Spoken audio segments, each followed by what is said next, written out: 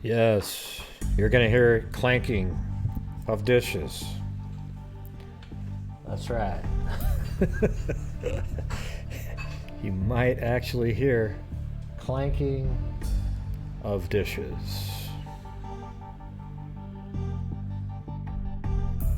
Is this the replay? I don't know what you're talking about.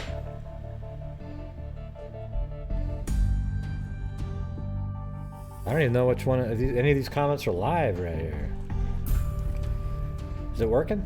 You guys on there? Oh, okay.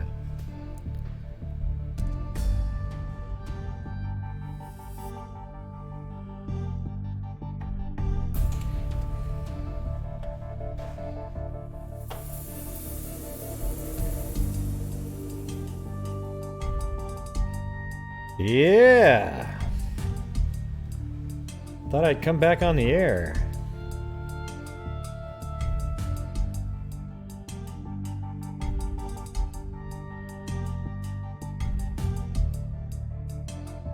But now I'm trying to figure out what's going on the screen. Yeah, all my cameras are out of whack now, but I think it's better the way I have it set up. I like the way that worked on Zoom. Didn't you guys think that was pretty good, where you could just see us and then people could call in? And that way I don't have to deal with other issues.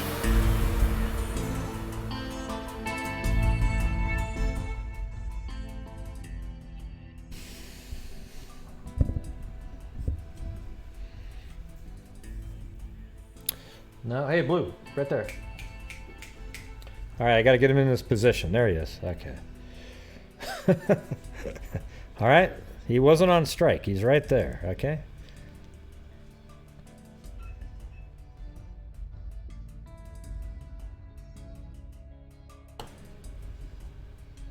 All right, let me get Skype set up though. Wow, I was just digging through this box and I found my diploma from Columbia College of Business. That's the one I told you guys about, where after college I was struggling and I went to a 6-month, one of those trade school type things. And then I saw the little thing that said microcomputer application specialist. And that made all the difference.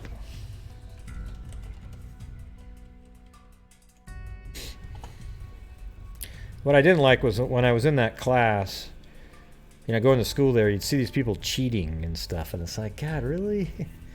I mean, you're going to cheat in a play? This is like your last shot type of thing.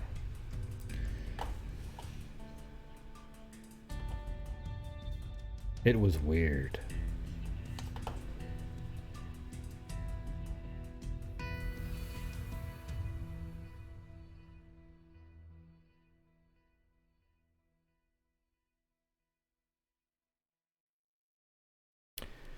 Yep, I'm here. I'm just trying to get the number for Zoom. There it is. Didn't even think about it before the show, but now I did.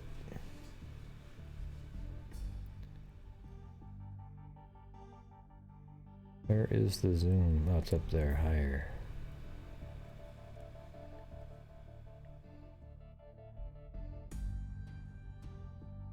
Okay, there you go.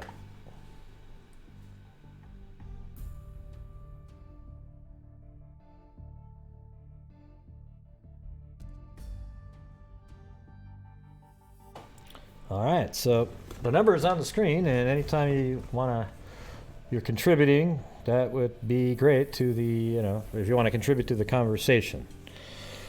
All right, so, you guys were on the live earlier, and I mean, look how cool Kelsey is, right? I mean, she doesn't give a damn about these idiots that are calling in, and I'm sitting there freaking out thinking, gosh, I have my guest on here, and these idiots are calling in. And let's say this. If any of those people that called in that I hung up on weren't doing that on purpose, they need to hide in society anyways. I mean, my God, that was really some weird shit going on there. I also didn't like the caller that was all like, "Oh yes, I watch Minivan and I think he's great. Oh, he's wonderful." Yeah, listen. He's the one that put out a video that bashed Kelsey it was horrible, and it's still up there. So if you're one of the idiots that actually think that guy is cool of any kind, don't be here, okay?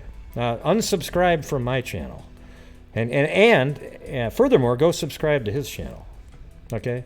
He's an idiot, all right, and that's just the honest to God truth. All right. I mean, when I say idiot, I mean like he literally doesn't really give a shit. He's a smooth talker, though. So everyone's going to believe the crap that he's saying. He's good at that. He's really smooth talker. Good speaker. He's been on the radio for a long time. But he's selling people a bunch of bullshit. All right. He's just like a psychic. Covers every single angle. And then eventually somebody who will be convicted will be somebody that fits in there. And then you say, oh, yeah, look, see? I don't even pretend to try to figure out who the person is. Because that's just a waste of time for me, because I'm like, it could be anybody, right? So all you're going to be doing is speculating, and you're trying to provide red meat for the people who want to listen to drivel all day long, all right? He's an embarrassment. You know, I was nice to that guy for years, because I would just sort of go to his channel, watch him do his little walkabout videos, and I thought, wow, that's great. But then he realized when he switched over to Delphi, he did like 2 Delphi videos 2 years ago. Okay, didn't have any of the facts right on that one. Then he comes back and does the same crap the next time. Unbelievable. And it's weird because you get he's got all these people that are literally in there. They believe it. They believe the shit that, it's just, man. Now, it sounds reasonable. But you can already tell somebody doesn't really care about, they're loose with the facts when right away they're not putting them in, and they still continue to not put them in. Stuff that's already been known. But man, the fact that lady called in and said that, man, it's embarrassing. Jesus. And not for me. I mean, you're sitting there talking to Kelsey, oh, wow, I really feel bad. And yet you're supporting an idiot that made a video that has her face on there, and he cut her down merely for associating with me. Okay? Man, you're an embarrassment.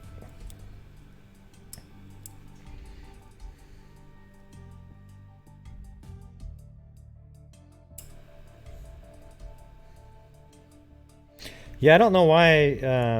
It's a little bit perplexing how, I haven't tried to get interviews with any of those people, though. I don't know how easy it is. Like, do you call, maybe just call the communications department. You probably submit your questions in advance, and then they'll call you up and you can do an interview. I don't think it's, like, really hard to get an interview with them. I just find it strange that they would give the time of day to a guy like that.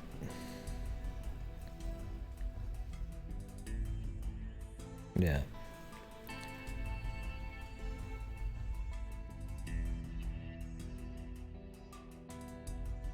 Right. Yeah, you're right. You're going to keep the. I totally agree with that, Far North. Far North said, I hate when people say they respect anyone that keeps the Delphi case alive. Well, really? So if you got a person out there just tricking people, like, for example, I don't respect Harvey whatsoever, Harvey Carroll. Okay? I don't. I think he's not a dumb person, but he's smart enough to trick a whole bunch of you to believe this garbage that he's putting out on these videos. And that's just the honest to God truth, okay? And, you guys are all welcome to go watch the videos, do whatever you want, think they're just wonderful. Wow, he's seeing things that nobody else can. You can believe that, but it's not true, okay? So everyone has the right to believe or watch whatever you want, just like I have the right to give you my opinion right there, which is actually a factual opinion. It's not something I'm inventing, that he literally is showing stuff that isn't true. Now, all the rage now is that it's actually a clown on the bridge. A clown mask that looks suspiciously like a human. Unbelievable.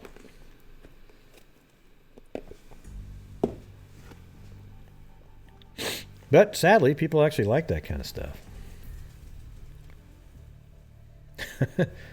Lynette said she hasn't been able to eat pork chops since because she keeps picturing it being a slab that goes like this, you know, right around on somebody's face. Yeah. Yeah.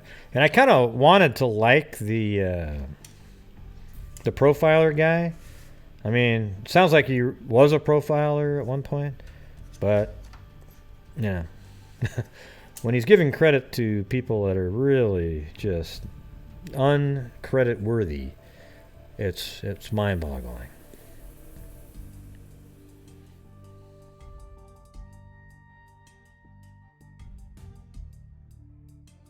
Yeah. So anyways, I thought it was really cool how Kelsey took the pictures of the phone numbers and then immediately sent them over to Jerry Holman. Probably has a direct. I actually have his phone number too, but I don't inundate him with anything. I'll just say, "Is this true?" No. Yeah, stuff like that. It's awesome. So the thing is YouTube really is. It's the truth of it is people watch channels that they are interested in watching or entertained by. Now, the word entertain sounds like, oh, wow, who's entertained by true crime? Well, I mean, you know, you watch IDTV, right? Because you're interested in watching the show, and you know, maybe there needs to be a different word other than entertain, but that's just it. People choose to watch the channels that they want to watch and are entertained by. Okay? So I can't do anything about that. I can just tell you what my opinion is. You know, every time I go over to some of these channels and I see this stuff, I just go, wow, that's crazy. And then you look at the comments. Oh, this is so great. Oh, oh, wow. Yeah, captivating. Something like that. All right. But here's something cool. You know, the case that I was talking about yesterday, and it's actually really, I don't know what the deal is, but I just couldn't believe it that I just stumbled upon it randomly in the paper, but it's really interesting. So I'm going to go over that again. The Maryland Joy Base case, right? It's nuts. And I do have the email now of the detective working on it. I've been talking to either her best friend or one of her best friends from at that time. And she sent me some different articles that have different information in them that we didn't have before. And I'm attempting to clarify some of the information in that case.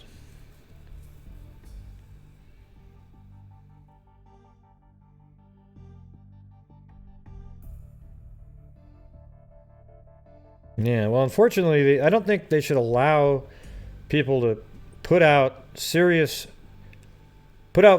on serious topics that are absolutely bogus, like on the Kanika Jenkins case, for example, allowing all these YouTubers out there to make videos that are absolutely knowingly false when they put it out. They shouldn't allow that to happen. That's something I would do. I would literally, like if I was running, well, and then you'd say, well, who's the judge if it's true or not? Well, how about have any proof at all in what you're saying? Yeah, I mean, that's the tough part, the slippery slope, freedom of speech thing.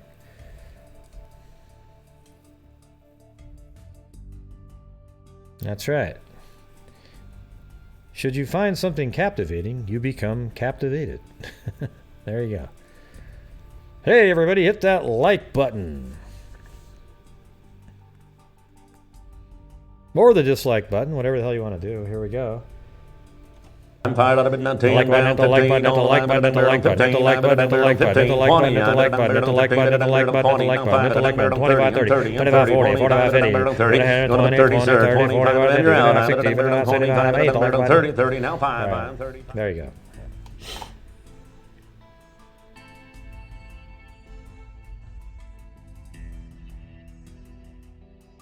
Number 20. Okay, well I'm gonna go back over that one from last night, and there's actually some different information. So you know the case of Marilyn Joy Bass, April 9th, 1987, and it's in Michigan. Let me get the exact spot here.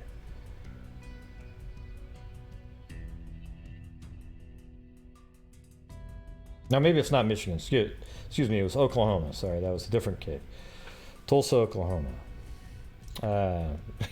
It's amazing. Like the last couple days, I had like 6 cases I was looking at.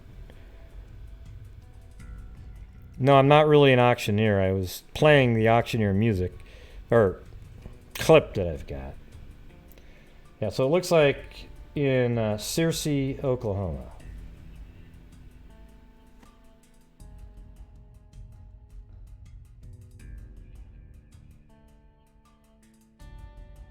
If I have this right, hold on a second.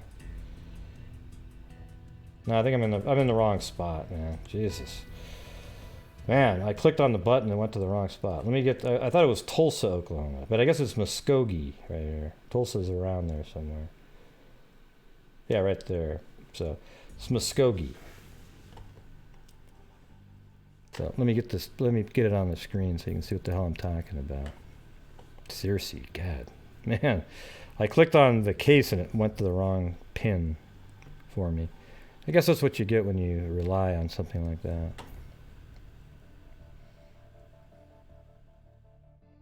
Okay.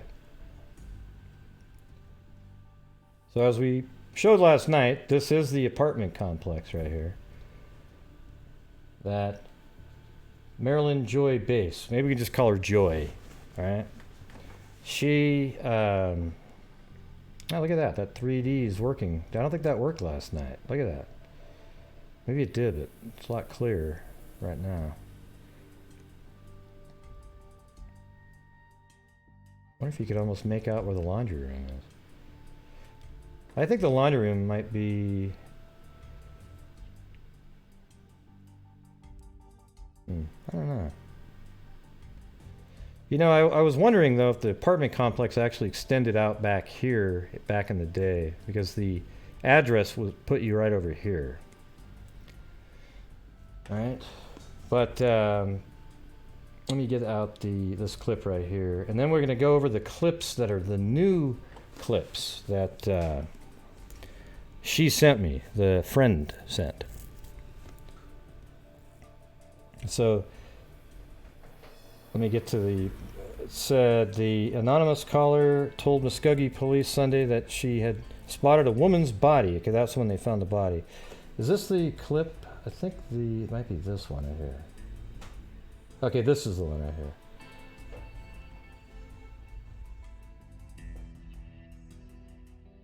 here. Okay. The friend that I'm talking about is in this clip right here. If you guys want to check it out. She's actually a singer at this point. And it's funny because she mentioned how they used to sing together. All right, so there's a link to the article her friend is in, and that's the one I'm talking to.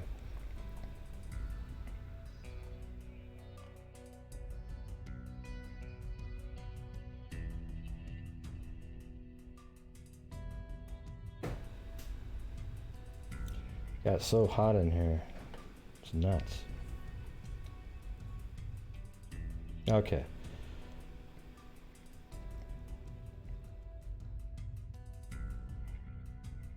So this is what I've found out today is that she has a boyfriend at the time, but she was also married to somebody, and she's only 22 years old. She was part of this really religious group where her parents, they didn't really want people to get divorced or whatever.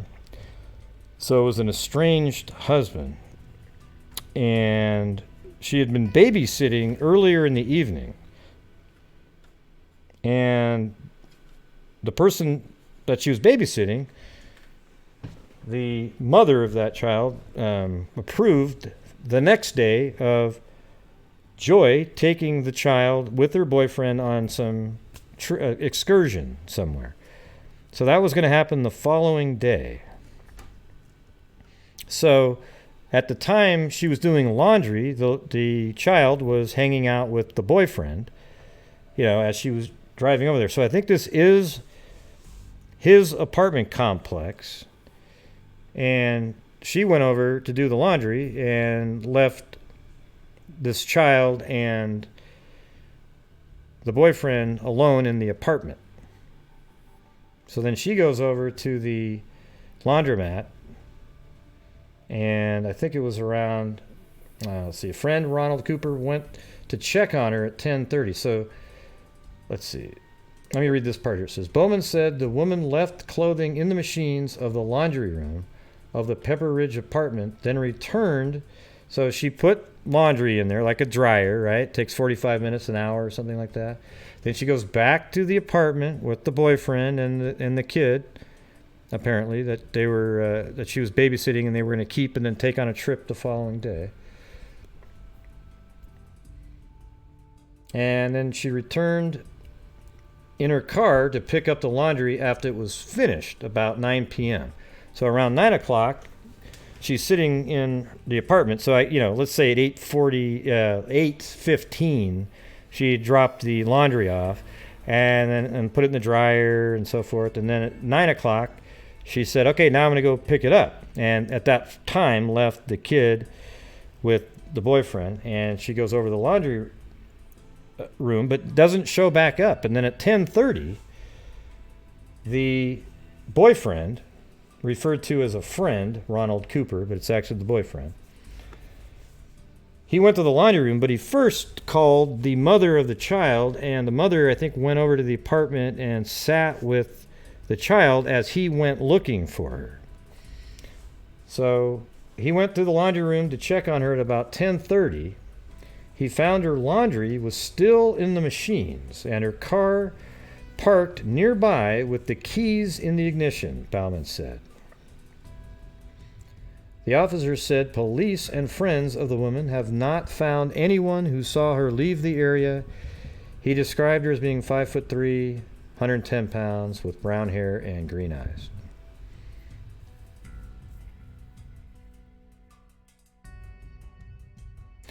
Yeah, or, if the boyfriend had just done the laundry, Well, I guess he did drive over there to see where she was, but he left at 10:30. So his story is pretty believable, because where was she in that hour and a half, The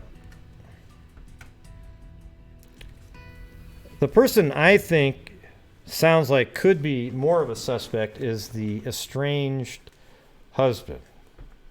I mean, somehow he knew, either he had heard it already, because when he was interviewed, he said, oh yeah, she had bare feet and everything. Like when she was, how does he know a detail like that? Okay, so it could be that he heard all this from different witness testimony and so forth. But when and here's the thing, is I found out that there was abuse. Physical abuse is why they were estranged.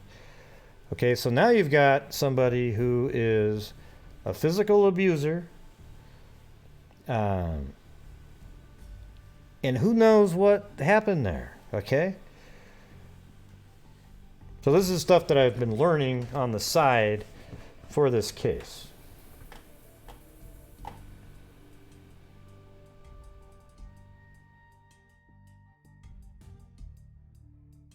All right, let me open up these older. These are articles. They're not in any particular order. So these are ones that the friend sent me. She'd gone to the library, apparently, and went and found all these. It's amazing. All right. He was told where to look for her. Base said she told us, the psychic, where she thought my wife might be. He said, when we got there, Joy's dad was out there. We just couldn't believe it. Base said he would not specifically specify the location except to say it is in North Tulsa. Base said the family is organizing larger search parties to cover more ground where the psychic directed them. Didn't work. Bauman said police also are hopeful the woman is alive. The calls, there was 2 calls that were made, okay? So there was one call made saying that they saw the abduction happen, and apparently they must have been right here in the apartment complex. They saw the abduction happen. They said what kind of car it was and a sketch, and they left a sketch in a phone booth that was at this apartment complex, or near the apartment complex. So there was apparently a sketch, but it wasn't the greatest sketch, I guess. It didn't turn out to be useful. There was a car type, and it didn't lead to anything. And then 10 days later, that was an anonymous call. They could never contact that person again. Then another anonymous call came in, and apparently they said they saw the body being dumped where it was located. It's about 43 miles away, right over here. So the way it was described was 5 miles north of Bragg's. And usually when they do the 5 miles thing, it's not as a crow flies. They actually probably drive the distance. So they drive, you have to wind around this road here. And then right around in this area is kind of where, and it said off of I-10, I think is what it was. Let me make sure I got that right. Yeah, I-10 right there. And it would be right there. Now, it said a deep ravine in one of the articles. And that looks like a deep ravine. But you can also see right here, that'd be an easier ravine, right? You drive down I-10 and then just quickly, and that's close enough to that location. It puts it a little short of 5 miles, though, at that point. But there's actually street view here where you can get a look of what the ground actually looks like. It's really thick, and this is March, so the trees don't have any leaves on them. But this is what it looks like right there.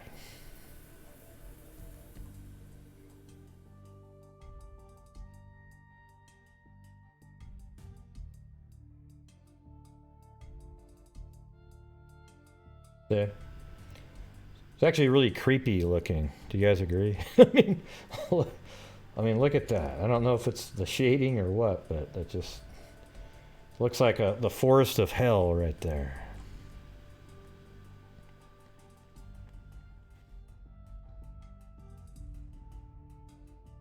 Yeah, well, that was actually a medium there, but I don't know if there's a way, like if I can get to, well, I'm sure it looks the same over there. You can tell it looks similar. Let me see if I can see right from here. There's no street view for some reason on that other highway. But you can kind of see it looks the same over there. This side's a lot less dense, but this over here looks kind of like that. That's bare there, but yeah, I don't know. Maybe it's a little less dense in the actual area where the body was dumped. Let me see if there's a free, like maybe, like right there. No, see that's. I wonder if right there you can get a glimpse through there.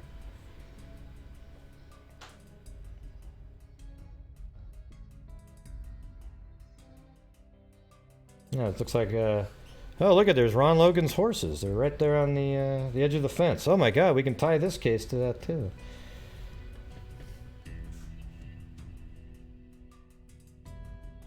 Yeah, and see there's trees back there. So that, the other freeway going, I don't know if it's, yeah, northbound, I think, is right on the other side of this berm right here.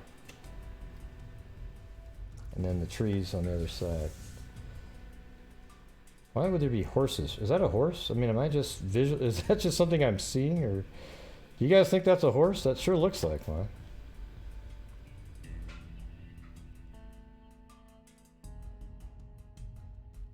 Do you guys think that's a horse?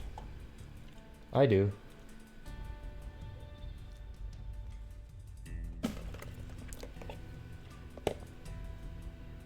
Yep, same one.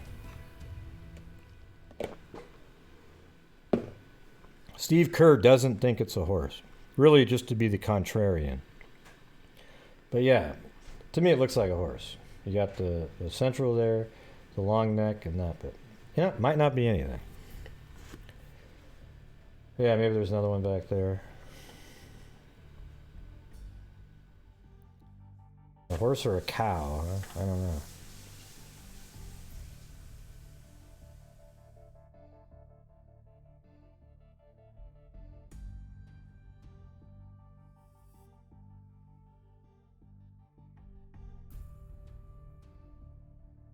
Yeah, it's a llama. There you go.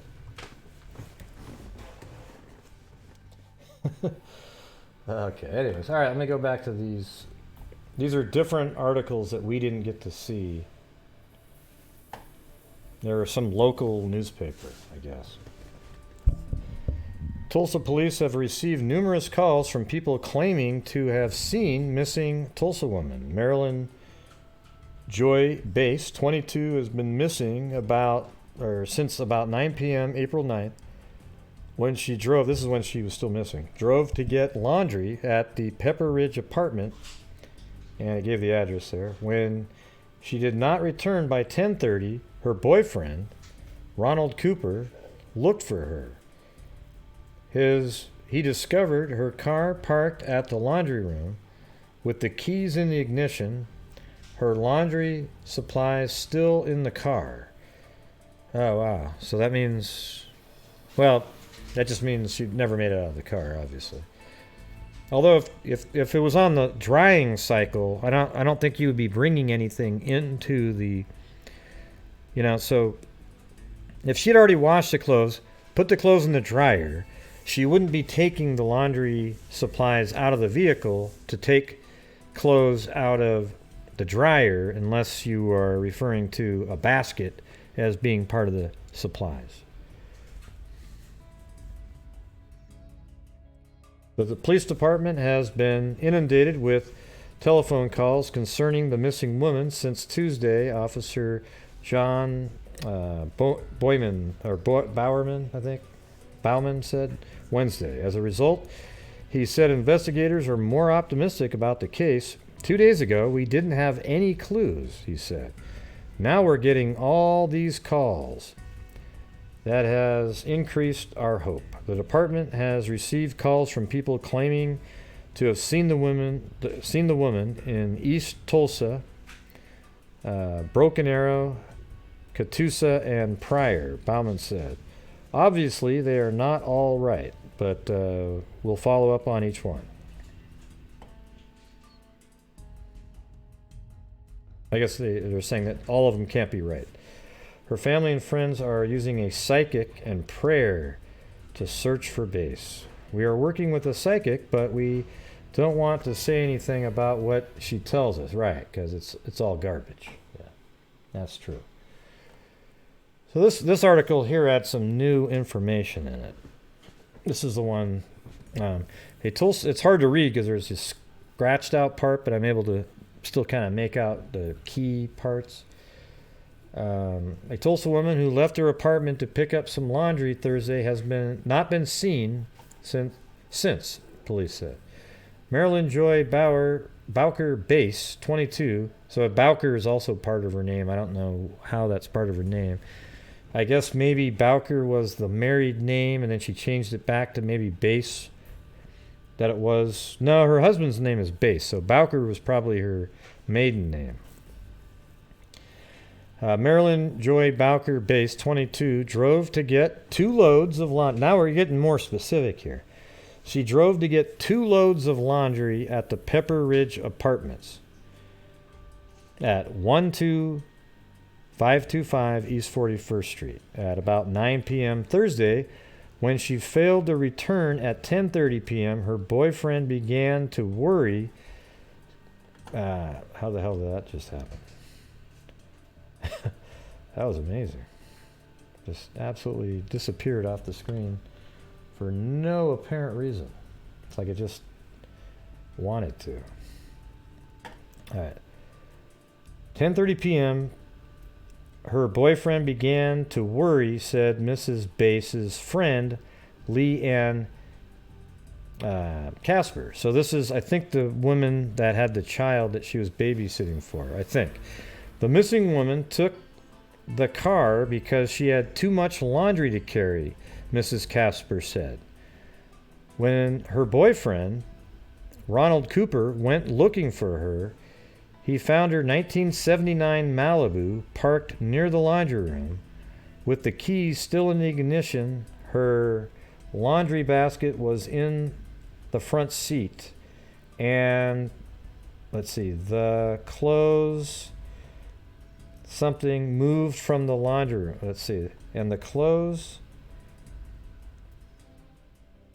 are something been removed. And the clothes hadn't been removed from the laundry room, probably, said Tulsa Police Lieutenant Dennis Atkins. Friends and family are manning the telephone 24 hours a day in addition to searching for Mrs. Bass. It's not like Joy just ran off. She wouldn't do that, especially not wearing any shoes and without a car, Miss Casper said. People are walking through fields, ditches, and riverbeds looking for her, she said. Maybe I should try to get a hold of this person too, Miss Casper. We walked through every open space we saw Friday, Miss Casper said. And we're almost exactly the same age, you know. She's a year older than me. So it makes me think, God, man, I could have just been a friend. Like if you lived in the area.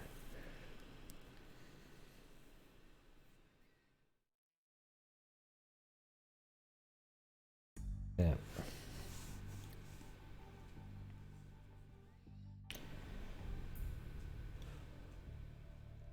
On the day she disappeared, Miss Bass had been babysitting Angie Reed's, so that's not the same lady, Angie Reed's infant son. So Joy was babysitting this whole day, and it's a lady named Angie Reed, and it was her infant son, Mrs. Reed said. And then she babysits for me during the day, and when I got home, she called me. And I mean, look how Joy must be a really nice person. Listen, who does this anymore, right? Listen to this. She babysits for me during the day, and when I got home, she called me to ask if she could keep Nicky overnight and take him to Oklahoma City with her and Ronnie the next day. I mean, that's just so not normal. It's so nice, just sort of like, hey, we'll keep him. We'll take him on our day trip. All right. Miss Reed said, that's what Miss Reed said. And then it wasn't but a few hours later that he called and said she was missing. So he must be Ronnie. So Ronnie called just a few hours later and said, hey, she's missing. And then it says, Mrs. Reed went to Mrs. Bass's apartment to stay with her son while Cooper began searching. So she went to the apartment, stayed with the kid that Marilyn and Cooper were babysitting and were going to take on a trip the following day. She went to the apartment, sat with her own child, while Cooper went looking. Let's see. Yeah, so she stayed with her own son while Cooper began searching. She used to live in Oklahoma City, and she had a lot of friends there, Mrs. Reed said. Mrs. Bass is described as 5'3" tall, 110 pounds, with brown hair and green eyes. She was wearing a beige t-shirt with the Ray Fine Yamaha on the front. Gray shorts and no shoes, Atkins said.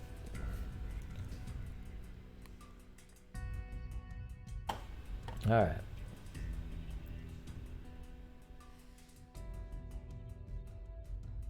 Family and friends of a missing Tulsan say they are guided by a psychic and by prayer in their search for the woman.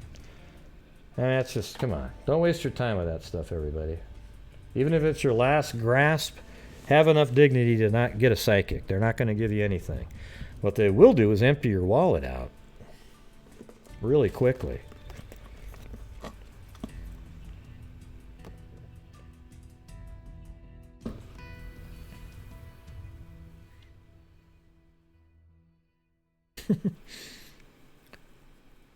Yeah. Yeah, somebody made a horrible comment on another YouTuber's video about our entire chat, everybody in here. It was really disgusting. Really, it was about the channel and everything. They literally said, oh, Gray just goes on for hours hoping so that people contribute or something. And it's like, no, I actually do it because I know that there's a lot of people. I have stuff to talk about. Plus, there's a lot of people in the morning who wake up and they want to have 2 or 3 hours of my show to watch and listen to while they do stuff. Okay? So that's the reality of it.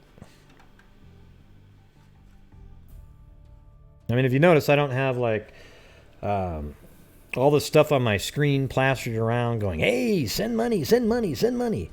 You know, the thing is when I do these shows, I have to also, it has to be kind of worth the time. I mean, I like doing them anyways. I'd probably do them regardless, but at the same time, maybe they wouldn't be quite as long because, you know, it's like I could be doing work is what I'm saying.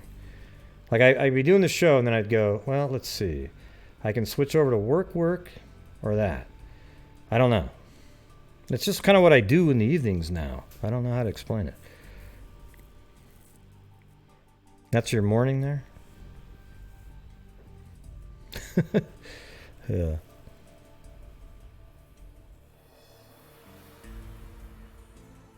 I don't get what that means. I like knowing exactly how long you will be live. I don't know how long I'll be live. We never really know. Sometimes it's shorter, sometimes it's longer. The thing is, if I run out of stuff to talk about, that's usually when the show ends. I don't sit there and go. And then last night the show almost ended. Then I went, oh wait, crap! I remembered another story that I was supposed to talk about, and then it went another 45 minutes or so.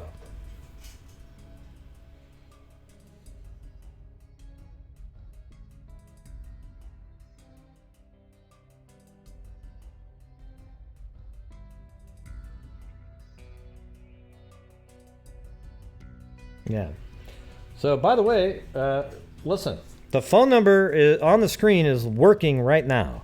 So if you just want to call in and talk about anything related to this case, just do it.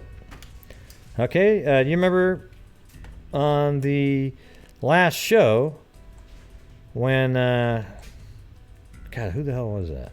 Oh my God, I can't remember. She was saying you could just call in and talk about what your thoughts are. Bounce things off. Okay, that's what this is all about.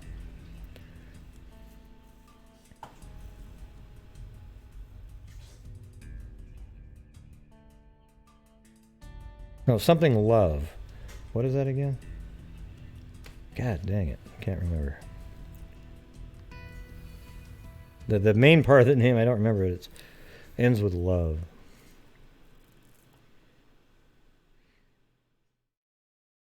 Yeah.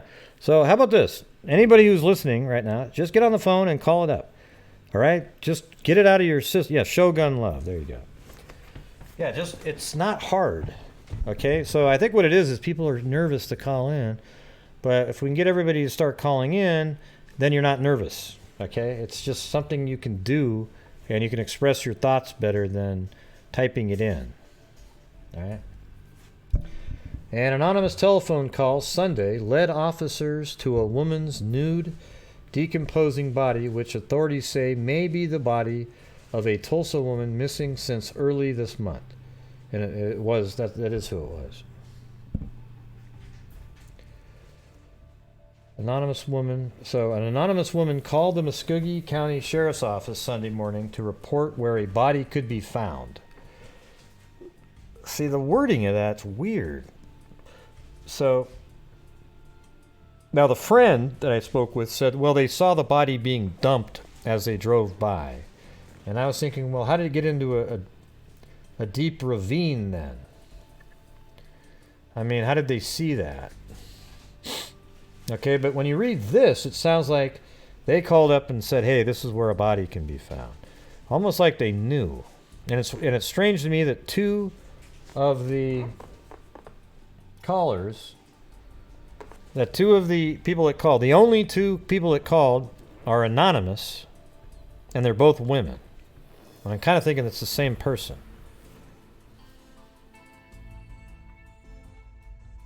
Stern said Deputy James Carney found the body near Oklahoma 10. So it's I-10 that we were just talking about. Or actually it'd be like more like State Road 10 since it's Oklahoma 10. About 5 miles north of Braggs on land that is part of Camp Gruber. Hey, let's check that out.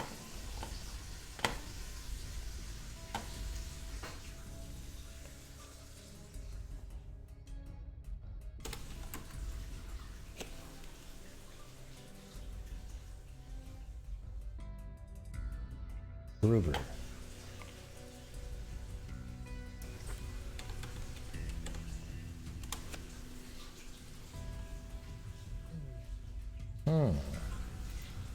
So it was land part of Camp Gruber. You know, we don't even know if we have the right side of the road, do we, though? Because it doesn't really say that. I guess it's not going to say how much of this property. But we do know, based on that we're kind of in the right ballpark here, right?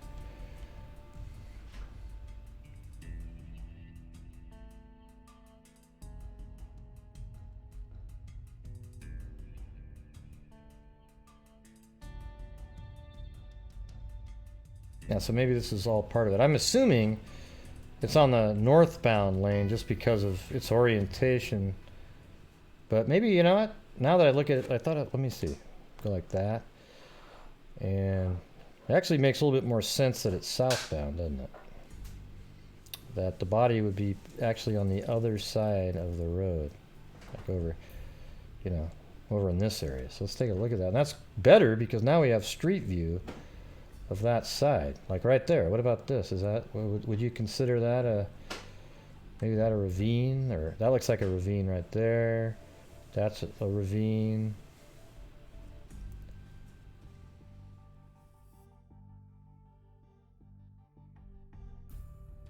And let's just put it over there now.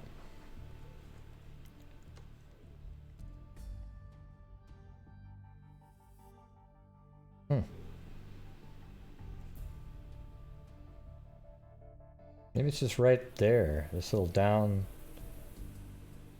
area. Somewhere in that area.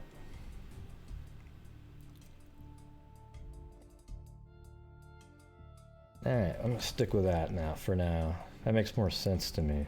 I think I had the map upside down before and thought that was north, the other side, but there you go. I think it makes sense that here's the apartments, and then you'd be driving this direction and then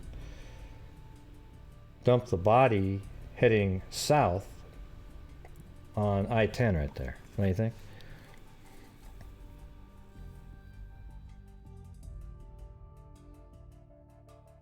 Yeah. What does double spacing have to do with anything we're talking about, though, right here? Now, I think she was found nude, I believe. Here, let's just read this one. Yeah, let me finish this.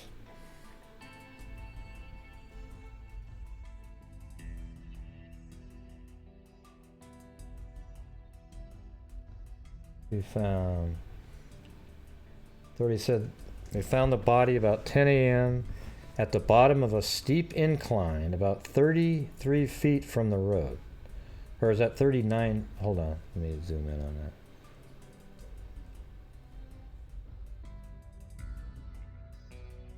That looks like well, that's either 33, 30, or 39, right? Maybe there's a little bit that got blocked out, just like up there, right there. But I don't. It seems weird that you'd say about 33 feet. You know, it seems like you would say 30. So wow, it's only 30 feet from the road. So that changes things a little bit. Makes you think that it wasn't really deep off the road. Let's see what we can determine just based on feet. We'll go to like 40 feet and know that it's inside of that.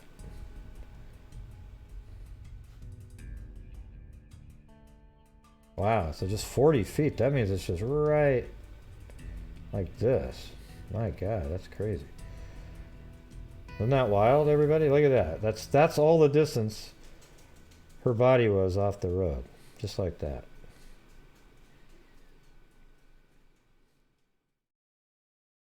And they said 5 miles north of Bragg. So let's do this again here. I'm going to try to be way more accurate here on this.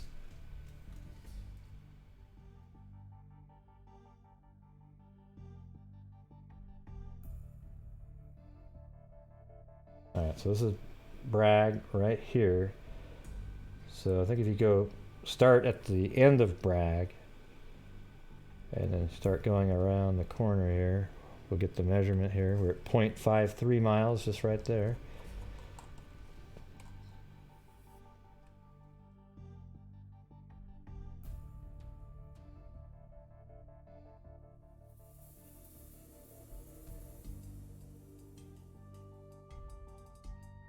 It's 2.1, 2.94, 3.5, 4.15. It's going to be close. 4.82 right there. So this is 5 right there. So it said 5 miles north of Bragg's.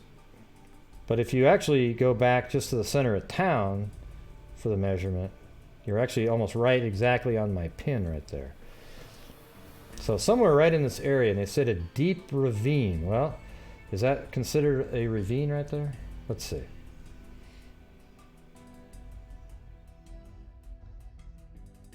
Nah, it looks like a road. And you also got to imagine that this street view here is 2008, and this happened in 87. So let's see what we can do by looking at this and then taking Google Earth and going back in time to 1995. This is only 8 years after. So how much changed there? Let's see.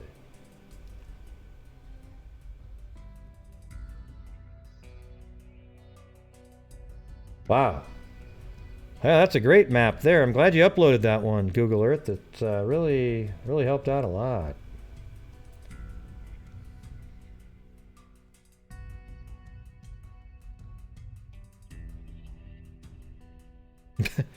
Was that crazy or what, man? Freaking clouds on it.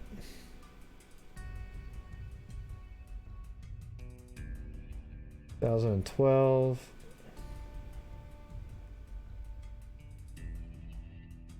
2008,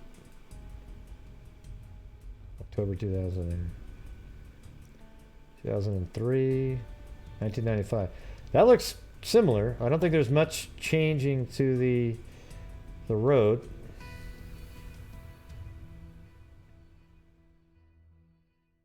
So they're saying 33 feet off the road. And that's the thing, is it almost feels like the other side has more opportunities for a ravine, like right there. Look at this thing.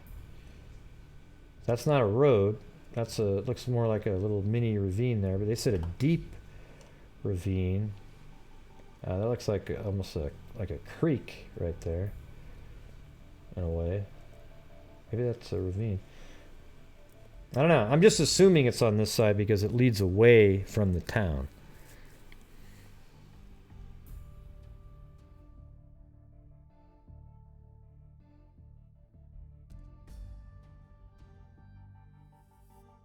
But you can definitely see ravines going like this on this side, right? Down in there. But they're saying it's only 33 feet from the road. So let's try to find... How about that right there? That's a pretty deep ravine right there. And let's see how far that is, though, from the road. Let's go to right there, the shoulder. See, that's 230 feet, though, you see? I just can't find anywhere on here. I mean, you have that, but that's... Well, is that it? Let's see what that is. Oh, that's the wrong side, see? Well, if it's on that side. See, that's the whole thing, is I'm just basing it on this, being on this side because it's heading away from the town.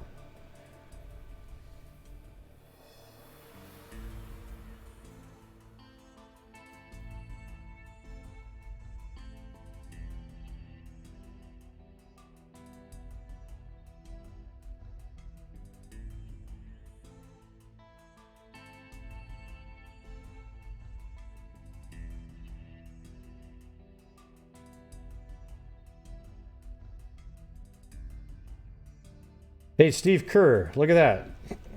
Right there, look. Check it out. That's Bigfoot right there, Steve Kerr. Right there. Yee-hoo! Can you see that? He's standing right there. He got one arm and the head there. We're just not quite sure. Now watch, he's going to agree with that one. I see.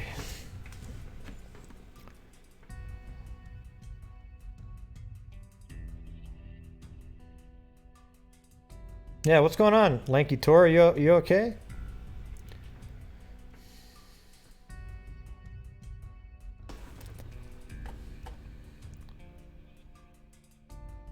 Hey, why don't you call in, Lanky Tor? Come on. Give it a whirl. Give it a whirl.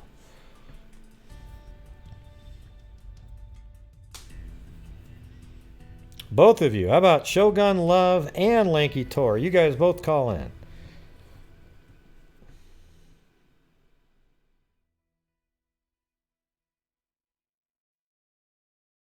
Lanky?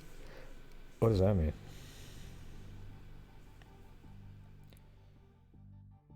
Oh. Okay, yeah. 618, you're on the air. Yeah, hey, Gray. What case are you talking about? Gray. Hey, what case are you talking about? Okay, I don't even know why I'm calling, but I thought I'd call and just wondering what case you're talking about. Yeah, see you later. All right.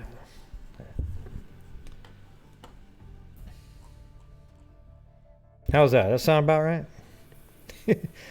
Gray, you're so mean. Yeah. Just like the rodeo clowns who called on the last show. Yeah, you know, Gray, I don't really call much, but hey, what's this show about? Well, I know why you didn't call, because you don't know what the show's about. You've never seen it before. Well, why are you calling? Well, I saw that you had a number on the screen, and, you know, I just want to know, well, why the hell are you calling then? Shouldn't you try to figure out what the show's about before calling? You know, nobody really gives a shit what this stuff that you're saying, nobody gives a crap about. You know, what they care about is having a question asked that might lead to some interesting discussion and information. Not letting us know how absolutely naive you are about the show and the case that we're discussing.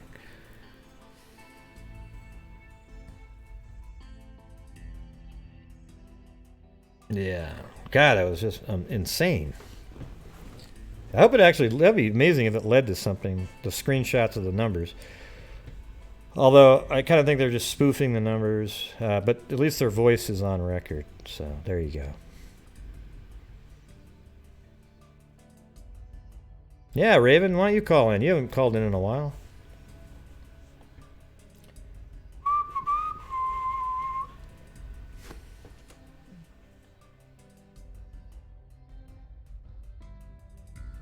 All right, let me get back to this.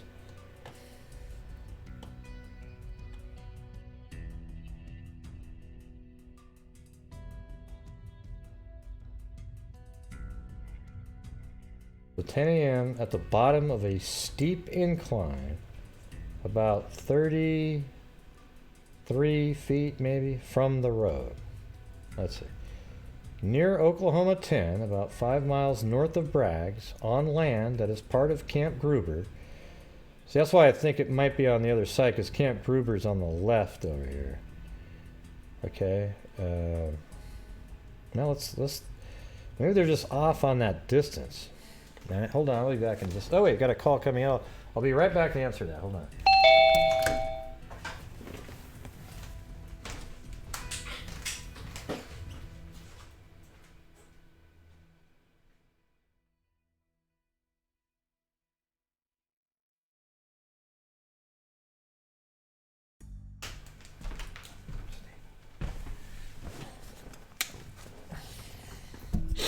All right.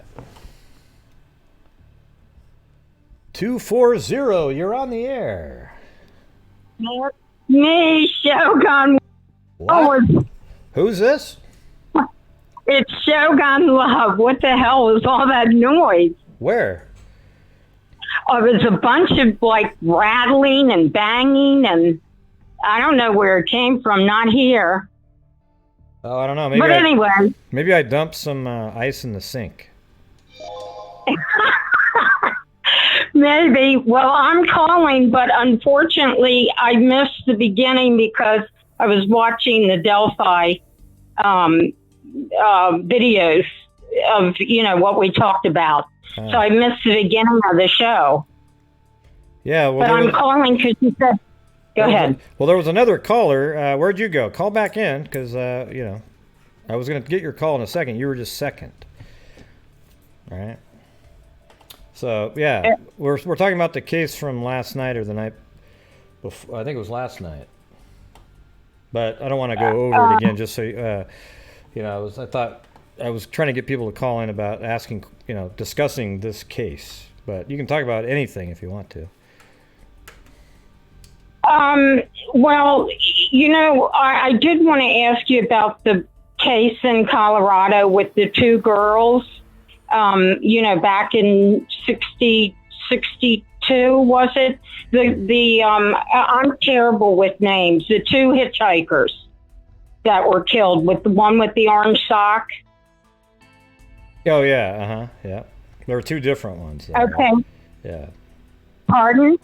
Yeah, it was Walker. I think it was Walker. Was that the Walker County Jane Doe one? Man, now they're all just kind of running. Yeah, I think it was Walker County Jane Doe. That's the one that had the photograph one. And then there was the orange sock lady. Dlive, whatever. I think one of the girls' name was Annette. Well, there's also Vernon. And remember... Yeah, I don't know.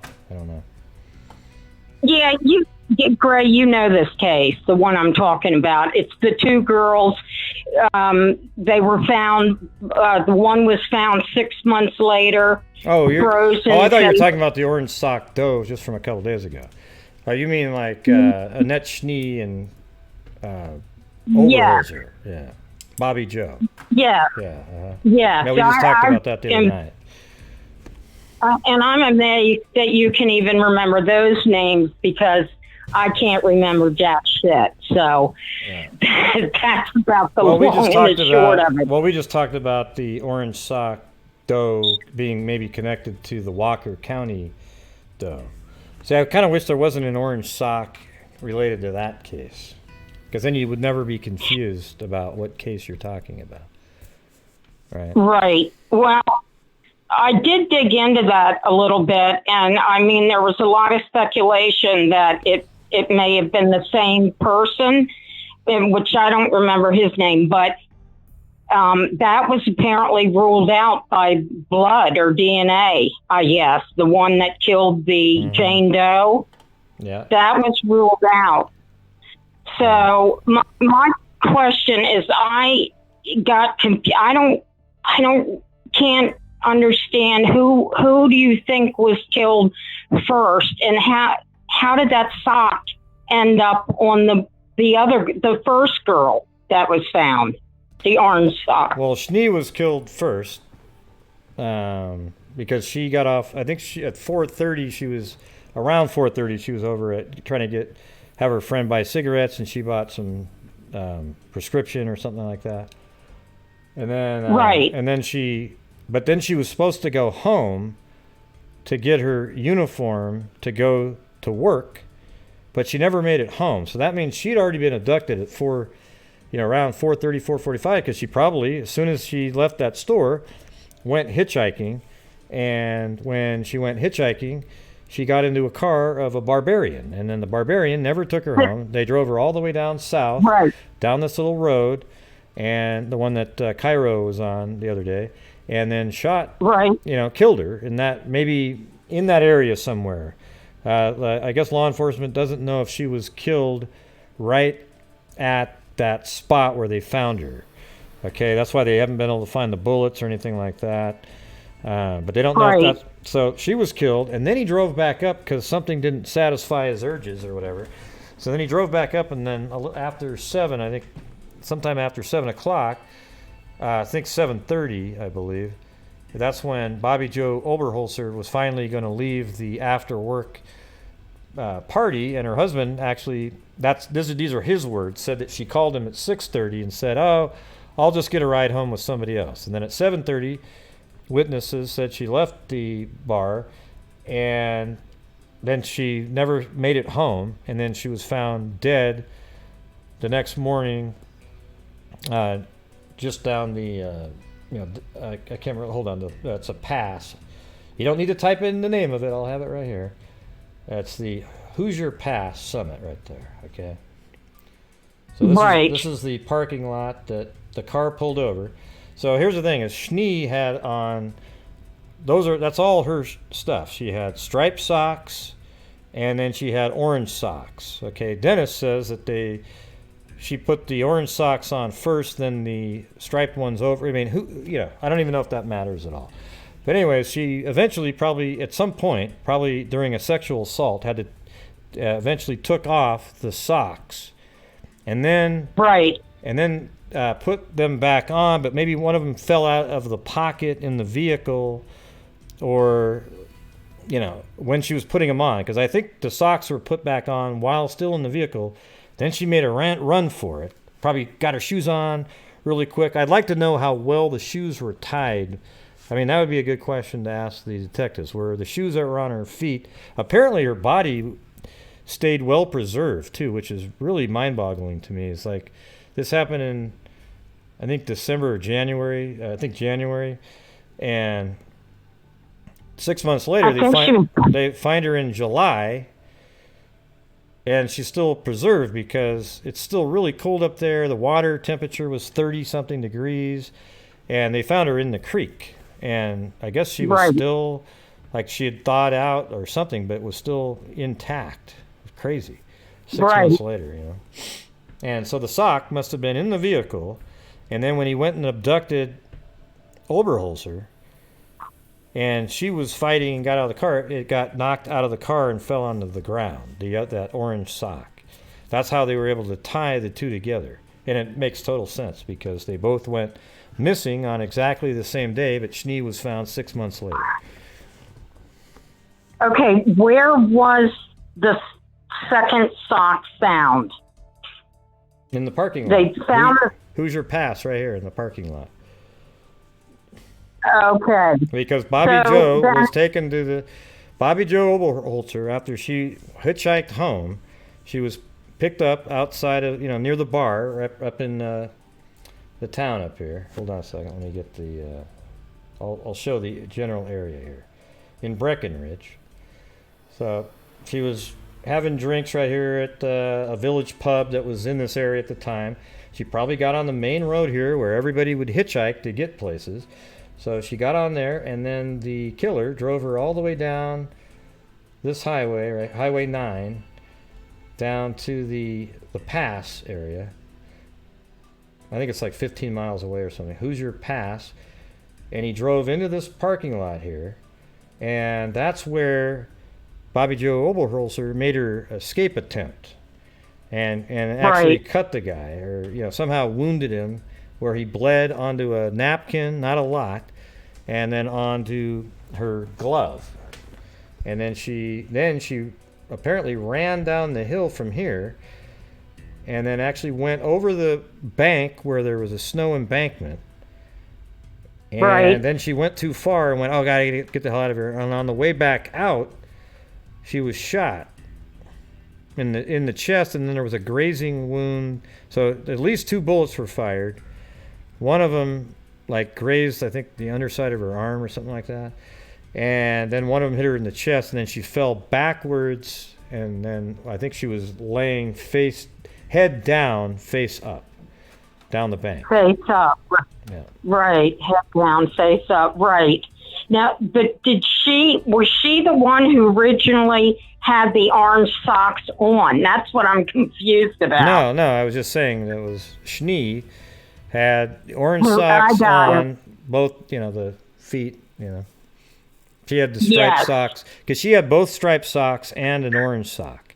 The only thing she was missing was the other orange sock. And Oberholzer had all of her stuff on.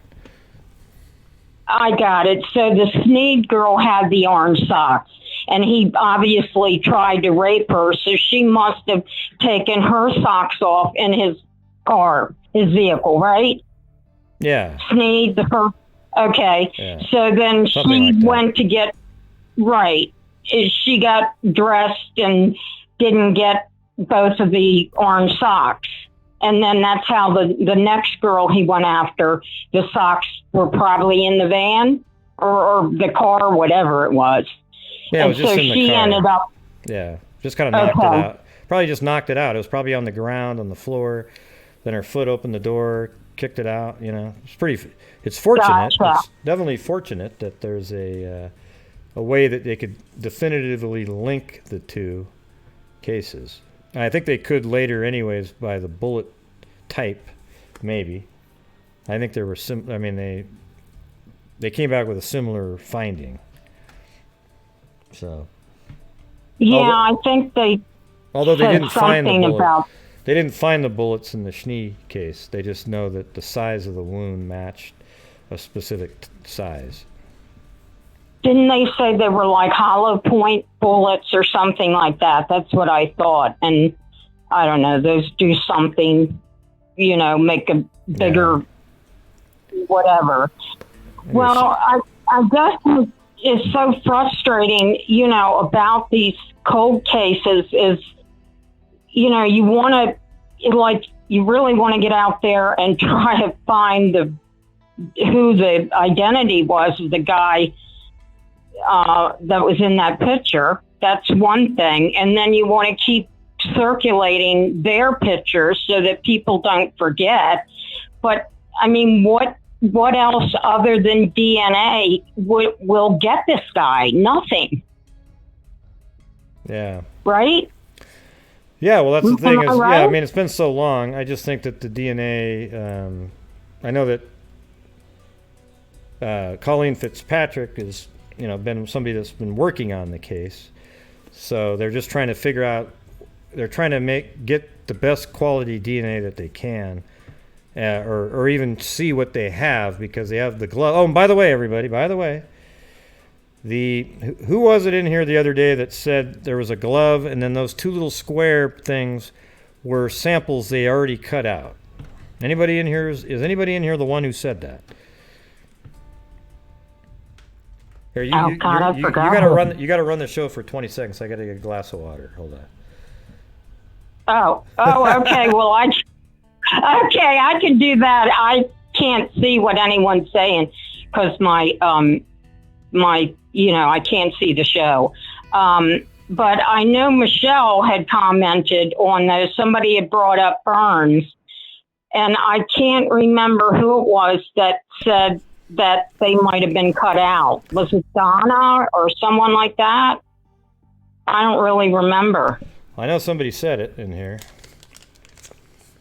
Yeah, someone said it. I don't know if they're here tonight or not. But what did you find out, Gray? Well, that's what it was. That's were what right. it was? Yeah, those little things that Oh. were cut out were little snippets to test for the DNA. They were not. That We're not talking about the dark black spots. We're talking about the cutout. the portions. cutout. Yeah. Wow, that was a great guess on their part. Well, you know, what was really sad is that boyfriend or the husband had made that hook for her, you know, in case she ran into any trouble. And obviously, you know, it didn't do the job, which is so sad. Right. You know, that whole key ring she had on. Mm-hmm. It's so sad. But anyway, so do you think that like, can they do the DNA like they've been doing for the Jane Does? Yeah, hold on a second. Yes, Michelle, we know. That's what I just said, that those are for testing. You don't need to come back in with, yes, those were snips for DNA testing. I already just said that's what they were because it was confirmed by the detective, okay? So, you know, we know that you do stuff in there, but you don't need to always let everybody, remind everybody that that's what you do, okay? We get it. Okay, so yes, they cut out snippets. At the time I said, wow, that sounds like, wow, that could really be what that is because it's too square. Okay, but I don't know because who the hell knows the answer to that question? But the detective actually did know the answer to that question. So well, see, that's why it's so good to brainstorm. Right. You know, especially since we don't get all the facts. That's the other part of this whole equation is we don't get all the figures. So we're just dealing with what they give us. Right. You know, so, you know, we're guessing a lot, but we're going by the facts. Yeah. What? What did I miss? Oh, it's just people make up stuff in the chat, like the timing of things. And I already said that. I was just letting you know that the squares that were cut out were actually, the person who said that was right. Okay? Okay.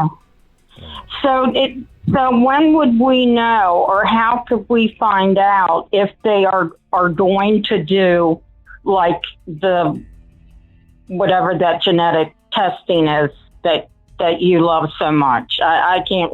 Parabon. Well, they're good too, but lately it's been more of the DNA dope project. They get the DNA and then they upload it. They figure out a way to format it to be able to upload to GEDmatch, and then they're able to actually change it and manipulate which segments and so forth until they find some relatives. So that's what's kind of cool about GEDmatch. It's not like a one-time thing. You can keep resubmitting over and over again. Well, are they going to do that, and how would we know they're going to do it? Can you ask? Yeah. Let's see. I think that's what they're trying to go for. They're trying to get that. Good night, Michelle Niklas, who knows that the cutout part is for I'm just kidding. Yeah. We love you, Michelle. We love you. Yeah, I just got to, it's just weird. On almost every show, I'll say something, and then like a minute, like literally 20 seconds later, somebody says the same thing. And I always wonder, there's only a 3-second delay. I don't know if there's a delay in the typing or whatever it is. But it's just Greg, they do that because, they're trying to help. We're trying to help you. That's why everybody wants to answer, because we're trying to help. Yeah, sometimes I'll say, what's that guy's name? And then I'll go, oh yeah, it's Jim Smith. And all of a sudden, Jim Smith, Jim Smith, Jim Smith, Jim Smith, Jim Smith, Jim Smith, Jim Smith, Jim Smith, Jim Smith, like 100 of them. It's like, well, what about, I've already said Jim Smith. I just said Jim. I don't know what it is. Is it just the way they type it? Great. Here's the tip. Once you get the first answer, ignore the chat until the next, because we're all going to try. We're going to try to answer you because we want you to know that we're trying to help. Okay. You see what I'm saying? That's what I'm going to do then. Okay. I am going. Okay. I might even do this, though. I might not even ask the question because I'm going to sit around and I'm going to think it. I'm just going to think it in my head because I'm just thinking out loud, right? I just think it out loud. Yeah, because when I'm sorry, Greg. I don't know why it's like that though. It drives me nuts. Jesus. Because you're asking a question, and Yeah. sometimes you have 200 to 400 people in the chat that people are gonna double up. Right. They're doing it because they love you. You know, they want to say, "I'm great. I know." You know. That's I right. mean, I'm just being real. I'm being real. It's Being real here. It's probably all me, you know. Like the thing is, I feel the same way. Like I said the other night, with when Craft Set busts out a location that before me, it's like damn it, you know. But in this case, it's I not. know. It's just a similar feeling, but it's not the same reasoning. Well, Gray, you gotta let that stuff just flow right off your back like a duck. I mean, because everybody is answering because, you know, it's like you're our mentor, you know, and people like in a classroom, and it's like everybody is raising their hand. You know what I mean? You should feel good about it. Honestly, I'm just telling you the truth. All right, okay, maybe I'll think differently. All right, Yeah, Michelle they out there. They don't want to annoy you. Believe me, they don't want to annoy you. Sorry about that, Michelle. Okay, I was just like, what the heck? That's hilarious. No, Greg, nobody wants to annoy you. So, I mean, we know your personality, and we love you for it. You know, I gotta say though, I I liked. It was fun when Michelle called the other night on that other, the case of the missing teacher, or not the missing, the murdered teacher in the car. It was cool. Yeah, I like the way that. it is cool. She should And be, we're for. I'm sorry. Go ahead. She could be the caller for like that kind of stuff. You know, when we're talking about. What? It seemed like it was pretty good. I like to be able to bounce back and forth. You know. I think that would be really beneficial for everyone because she can come at it from a completely, you know, from a forensic and a knowledgeable point of view, different than the way we see it. And it's one more opinion. And everybody's opinion should count unless they're a friggin' nut job, you know? I mean, by now we know who the nuts are. Yeah. You know, you can pretty much tell by what they say, you know, whether they're just a lunatic. Yeah. That's so, true. But Gray, you make me laugh. So I hope that you don't get annoyed when we all answer. Okay, that part I'll try not to care that Try much. not to, because how are we supposed to know that somebody else is going to answer? Well, I have to be honest. But it could be like this too. Listen to this. If I say, "God, what's the name of that lady that one fast food restaurant that has a little girl with pigtails on the side, and that's the logo, the mascot?" Oh yeah, it's Wendy's, right? So I'll say that, right? But here's the thing: is like, I think it works like this. So right before, see, look at that. There's a Wendy's. Right before I said Wendy's, right? Right before that, 50 people could have typed Wendy's in at the same time, but obviously on chats, 50 people can't type at the same time. So then it's like Wendy's. You know, a whole bunch of Wendy's get typed in because the chat, you know, YouTube can't put them all in at the exact second. So it's like it's still got to load them all up. So it looks like everybody's still typing it in, but in reality, it's just they all typed it in probably at the same moment, but it has to put in one after the other. You see what I'm saying? Yes, exactly. Don't you think that, Patricia? Patricia says, "Nah, don't change, Gray." I wasn't saying that. I love the way Patricia is. She's like cool as your cucumber, and she's always in the back. You know, she's she's cool. She's you know, a super mod. Yeah, she's a great mod. We have the best mods, I'm telling you, of all the groups everywhere. We really do. The other thing is that people are, you're either like the mods what I think from being a mod is I'm focusing on the chat, because I think that mods can break or make a channel. And I think it's an important job. Some people might not, but I think it's, an honor, and I take it seriously. So, I'm there to help whoever the creator is, not to hurt or harm them. Look at look at what Cairo said. He said, "So Jim Smith was at Wendy's? I'm new here. I don't understand. Who's the girl on the left?" See, that was from the earlier show. See, he did a callback from the earlier show when the guy calls in and says, "Who's the girl on the left?" See, I got those guys. That was amazing. I got those guys off the. Not one of them got to throw in one of their F-bombs or anything like that. No, it was awesome. I mean, it was awesome. But some of us are, watching the chat, so sometimes we miss. Like, it's hard for me. I can't concentrate on the real details because I'm watching the chat. So I will go back and watch the show the next day. And that might be some reason that people don't respond right away or whatever. I'm just throwing something else out there. But anyway, I'm glad I made you laugh. You made me laugh. Yeah, well, you did. You made me laugh. Yeah, I laughed my ass off. So, well, LMAO, LMAO, LMAO. There you go. Okay.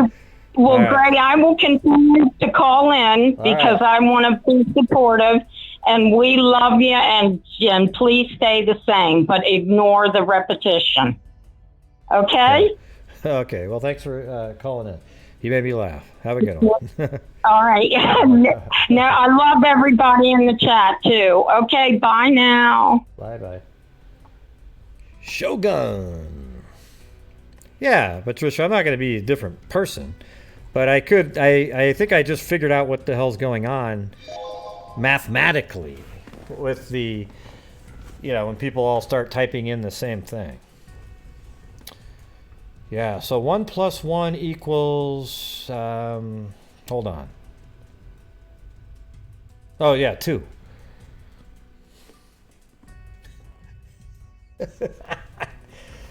Okay, hey, listen, let's do an experiment, everybody. You guys all act like, right after I say this math question, everybody type in what the answer is, okay? All right, okay. But I'm going to pause on myself, okay. All right, 5 + 5 equals, oh yeah, 10. That's right, 10, that's right.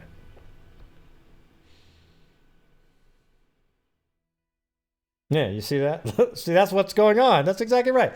Every one of you typed in 10 at the same second, right? But now there's like 1,000 of them all in a row, and I'm thinking, yeah, I just said that. The guy ahead of you said it too. Yeah, see, there he goes. Rad's story has a different type of math, okay? They just put the numbers together. But when you add those together, isn't it weird that it still equals 10?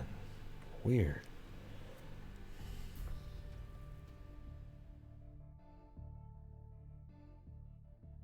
Yeah, so earlier somebody said, can they call in and ask a question about, or say something about the bridge guy? Go ahead.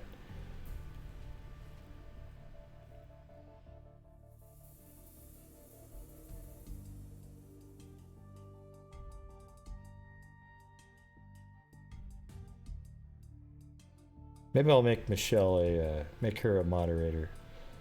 She's always good. I don't see anything bad. She's always here, helps out.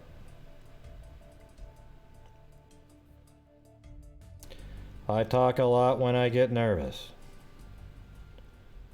Yes, bridge guy, rut-row. This is weird. I've been having oh God, forget it, Joan. Well, forget it then.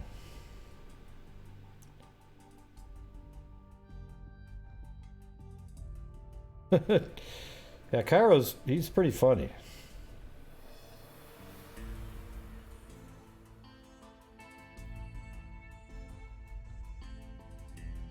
Wow. So they were psychic, Cairo. Wow, that's amazing.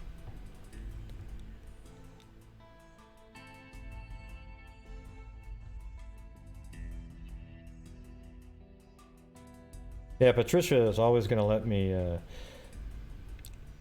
She keeps me grounded. Like, yeah, great, you got to be yourself.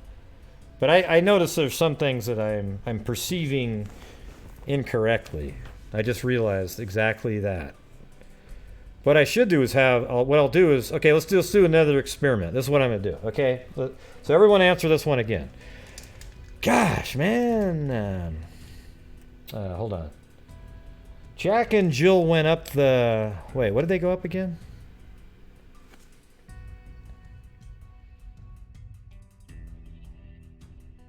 I'm fired out of it, 10 down, 15 on them. I better dung bear on 15. I better dung bear on 15, 20. I better dung bear on 15, better dung bear on 20. I'm fired, I dung bear on 30, I'm 30, I'm 30, 25, better dung bear on 30. You want to put 30, sir, 25, and you're out. I better dung bear on 25, better dung bear on 30, 30, now 5, I'm 35. I found another use for that one. It's awesome.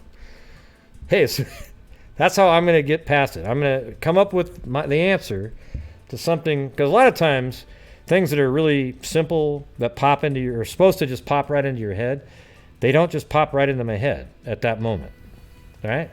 So as soon as I think of it, then I'll hit the shortcut key for that, and you guys just start typing away. It'll be awesome. Yeah.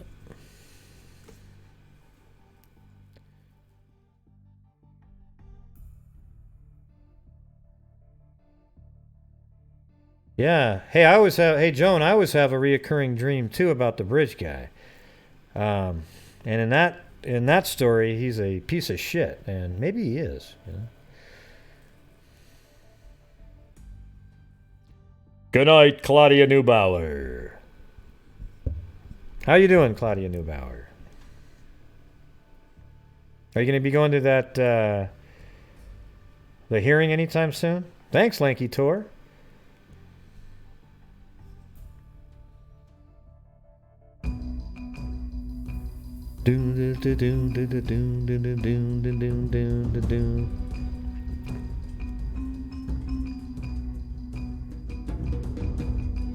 Little boy blue. He needed the money. We have awesome people here. Yeah, I guess we lost Little Boy Blue. He used to come here. He probably didn't like joking around about the timing of his nursery rhymes. Oh well, he hasn't been back since then.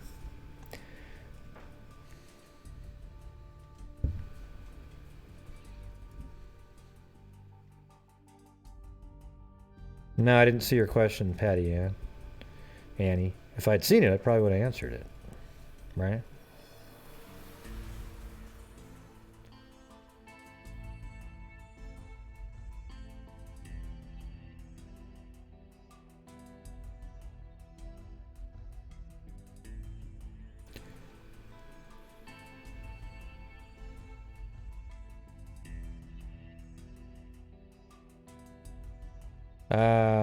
Oh, you mean an email?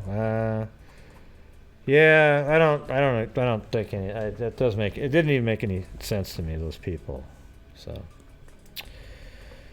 yeah, I was just looking at it, going, nope. I didn't even think they looked like anything. The guy's nose was way bigger. Just all kinds of stuff.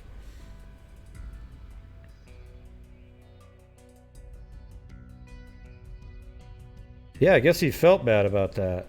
Well, I didn't mean to, make him feel bad. I was just like, oh my God. It's like there was this really serious topic, and then he throws out a nursery rhyme, and I said, hey, Jesus. And then later I go, forget it. Don't worry about it. It wasn't a big deal, And at the end of the show, he said, quit talking about me. I thought he was joking around, but apparently that was real, Yeah, little Miss Muffet sat on her tuffet, eating her curds and whey. Along came a spider, sat down beside her and said, what's in the bowl? Bee?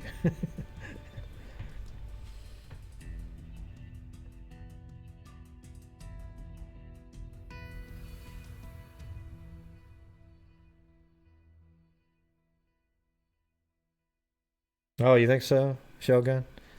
You sure about that? Is that just a guess? Yeah, she just disappeared off of here.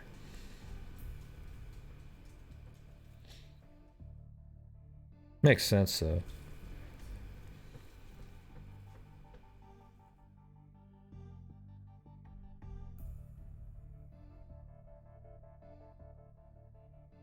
Yeah.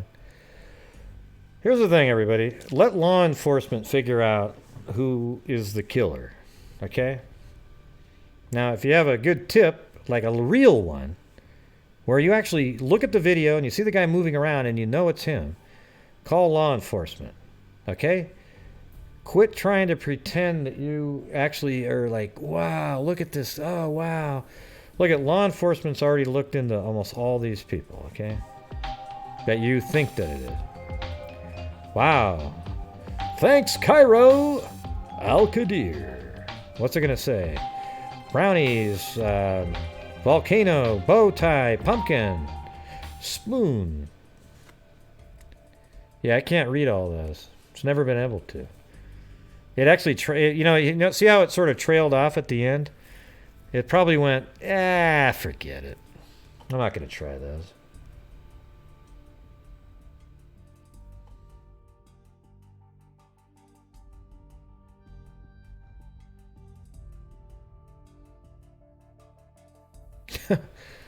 Yeah, why would you keep playing, though, Rachel Wild Stacy? Why would you keep playing after you got up to $800? There's no reason to at that point.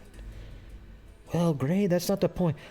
Here's the thing. If I walked into a casino and my first spin of the day, I won $100,000, I'd probably go straight to the bank and put $99,000 in it and then take the other $1,000 back and maybe blow that. But there's no way I would go cash it in and sit there in front of the machine. Even if I won $1,000, I might spend another $100 and then leave with the other $900. It's like, what's the point? You just did what you came to do. You won. That's why nobody wins at Vegas. The odds are against you every single time. Every casino, they don't ever make a casino where the odds are in the favor of the customer. So your odds of winning aren't very good. Oh, hold on. 646, you're on the air. Hi, Greg. It's Nancy. I'm calling. This is my second call to you. Hey, Nancy, how's it going?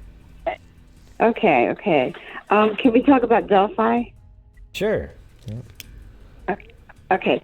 I just have one piece, and I'm sorry I missed the call-in with Kelsey today, but I listened to it, and it was very good. The one thing that I am kind of still stuck on is who gave the command center that night the idea that the girls were possible runaways. Now, the thing is that it doesn't appear that the family gave them that information.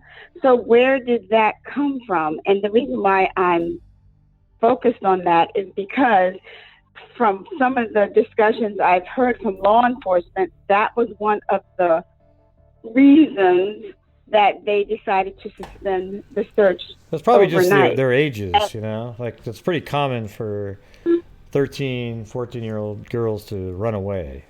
I don't know, but and police just think that way, like it's just weird. See, here's the thing that I always think sucks, and I've said it 1,000 times, is that law enforcement, thanks Donovan, law enforcement needs to, hold on, there's a donation that's making music, so I'll have to wait.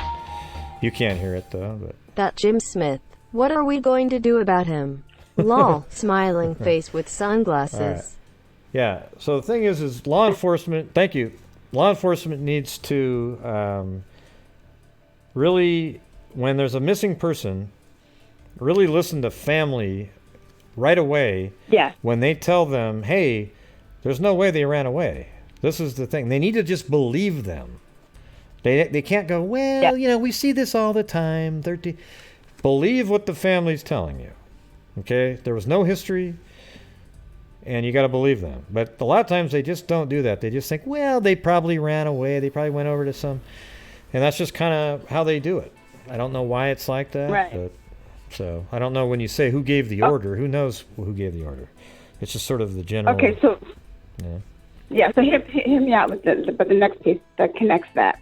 So, and you're right about, sometimes that happens the way they think. But some key points were that the last picture of those girls was on how high is the bridge? 70 feet up, was on a bridge. It wasn't that they were moseying along down 305 or whatever. The last picture was those girls on a 70-foot bridge. So, and then, like you said, if they would have listened to the parents and said, listen, we're going to stay out here. We don't think our daughters ran away. Like, I really have a problem, and I'm going to connect it. Hold on. I have a problem with that because this is just what I feel, Ray. It's total speculation. Mm-hmm. I think, and I have some experience with command centers and all that, not much, but some. I think at the command center, when they decided to suspend that search, not when the volunteers were out, I'm talking at the command center. Tobe said that there was a couple of community volunteers, law enforcement, so on and so on, and we made the decision was a consensus. It was consensus to suspend it. My thought is, whoever was in that group had a reason that they wanted that search suspended overnight. Now, nothing nefarious with law enforcement. I think law enforcement was really going on what they were told when they made that consensus. But I think some people in that group had other motives, and that's just again total speculation on my part. Yeah, but you don't really have any evidence either to do the speculation. No, that's right. You're just saying that it's right. Say it again.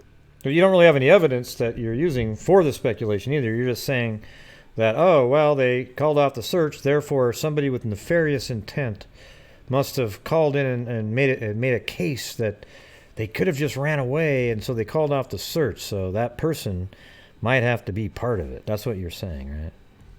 Well, it's a possibility. That's a speculation. It's a possibility because again, wait a minute. But again, with the last picture of these girls being high up on a dangerous bridge, and the parents not reporting that they thought they were runaways. I would say it's negligent. Well, they didn't report that, but everybody already had searched from like 5 to whatever, and they couldn't find them at all below the bridge or around the bridge or anywhere around there. So at that point, they thought, well, gosh, maybe they went on that road and walked away, something like that. Okay, but Abby had but there were other extenuating circumstances. Libby had a phone. The phone, they weren't answering the phone. It stopped pinging. It's not just that, you know what I'm saying? There's a lot of other things that, you know what, this could be more than. Yeah, I think it's dumb. I mean, they did search all the way up until midnight. So it wasn't like, see, there's other cases where they don't even search at all until the next, 24 hours is up, right? But law enforcement, FBI, FBI, everybody else was out there. They were looking until midnight. Then they said, hey, we're not getting anywhere. Let's see if they turn up or whatever. And let's get back here. I thought it was dumb to say, let's get back here at 10. That's just so late. Why not be like at sunup? That type of thing. Okay. But the thing is that the two different. No, but hear me out. The two things. I know, but you're so hyper focused on. You gotta try. I know that this is something that seems like you think a lot about, and you're having a hard time ever letting it go. So you keep looking at how to make it work. Okay, just keep going now. Let me hear what you got. Okay. So when you talked about the teenagers, again, the teenagers, if somebody just walked into a police precinct and said, oh, my daughter's missing, yes, police are going to say, you know what, well, could she be a runaway? Could she be this? No. They had, again, a picture of a girl being up on a 70-foot bridge and that she was out on a trail. There's a difference. Nobody's going to wait until the next day to search for someone if they were out on a trail on a 70-foot bridge. I know no law enforcement that would do that. So I'm saying with that information, it wasn't just that they were just reporting, my daughter didn't come home. She was out on Wait, what did you just say? Nobody would do what on a 70-foot bridge? Okay. What? Law enforcement would not say we're not going to go look for them until the next day for someone being out on a 70-foot bridge. The last picture of them out on a 70-foot bridge. Like you said, sometimes law enforcement doesn't even go out. I want to know what law enforcement wouldn't go out if the last picture was of a person on a 70-foot bridge. Yeah, they might, but I'm saying sometimes they don't. And they went out till midnight, right? Then nobody found anything. They were looking all over the place on the correct side. And they didn't find anything, so they said, hey, let's all reconvene in the morning, or noon, or 10, or whatever the hell it was. And then at noon is when they found them. It still took, here's the thing, everybody. It still took 2 hours, even with 1,000 people, to find them. And they weren't even, they're just right in that area. Isn't that a little bit weird, too? So it still took 2 hours with all these search groups out there to find the 2 girls. Well, I think they were getting reorganized. Remember, the state police were not called in until Tuesday. They said their helicopter didn't get there till 9 o'clock. So I'm sure they got there. But 10 was the time they were going to start looking.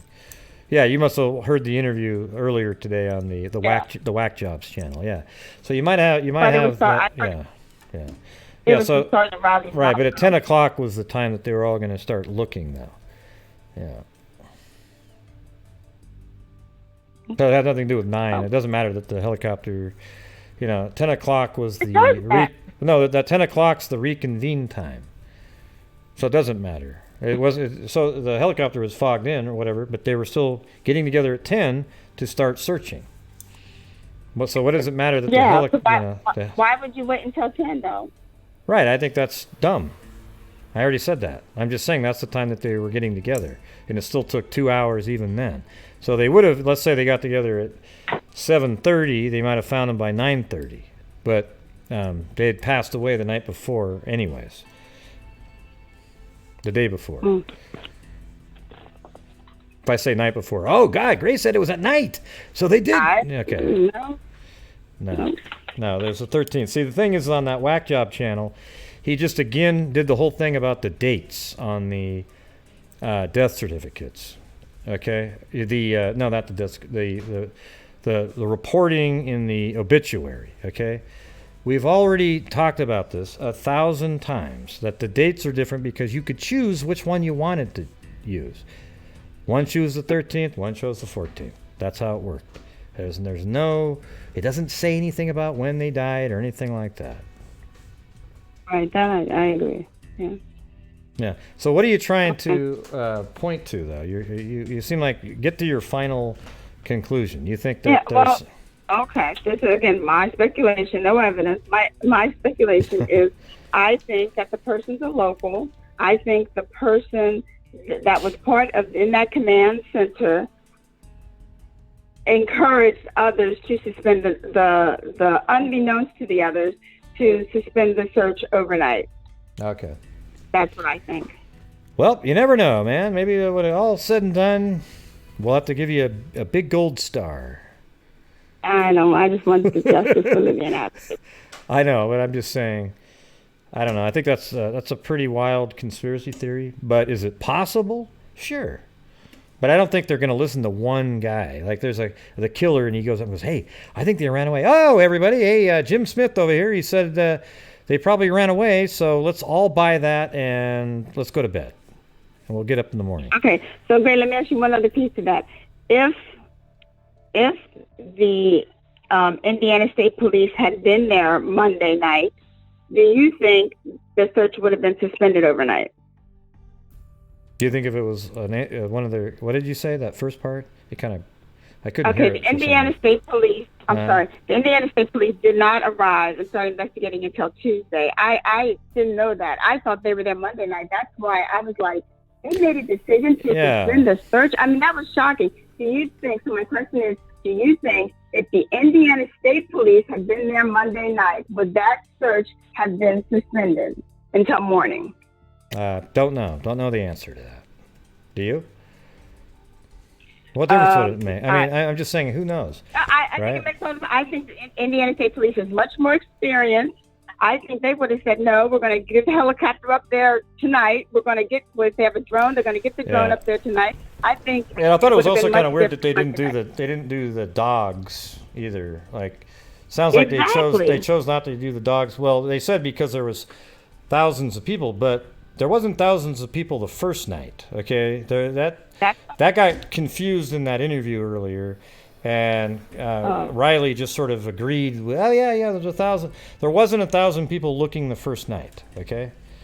There's no way in hell. The next day, sure, when the news got out, everybody got ready to get up in the morning, I could see there being 1,000 people there. Okay? There's no way in hell that there was 1,000 the first night. I would bet money on that. Okay? And, but the thing is But again, like you said, if they had I'm gonna a ask you- helicopter out there with the FLIR cameras that can see, night vision shit, they would probably could have seen them, so.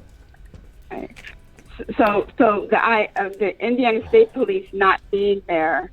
Yeah. I mean, to me, that was a significant thing to learn. Like, I thought they were there, and I was like, wow, Indiana State Police? Because they're much, I just feel like To me, it's not significant because it doesn't have anything to do with any, I mean, look at, see, everybody's focused in on who made this mistake and that mistake and this mistake, and it really, to me, it's like, oh, that sucks. But it doesn't change anything or help anything to know the answer to that question.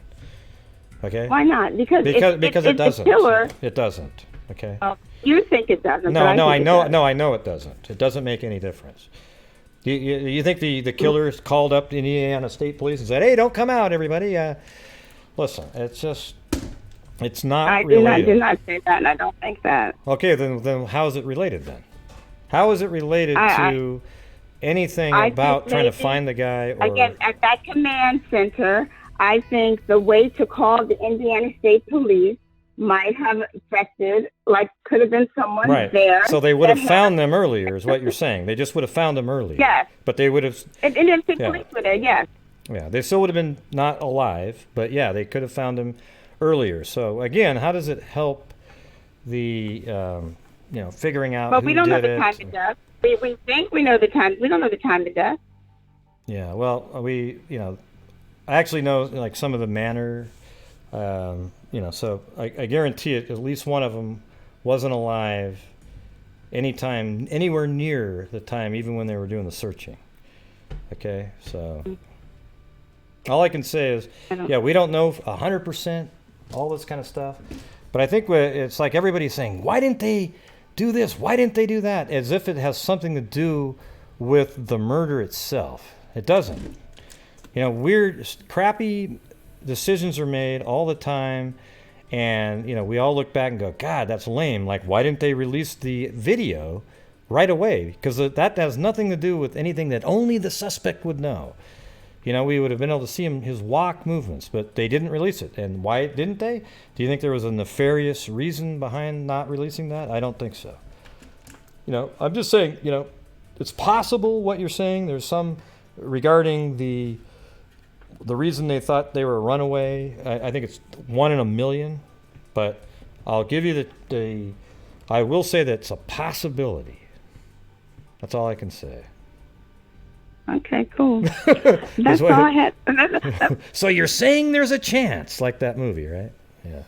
No, not just that. No, we discussed it. I'll process it. But no, I don't mind talking about it. Yeah, I disagree with you on the meaning, that there's meaning behind the the state police. It's interesting in terms of oh wow, I thought the state police were there. I never even thought was the state police there. I thought that Delphi police were there, and there was an FBI guy there, and that kind of stuff was going on, and then locals were searching. And I always thought the next day is when law enforcement made a bigger charge in the area.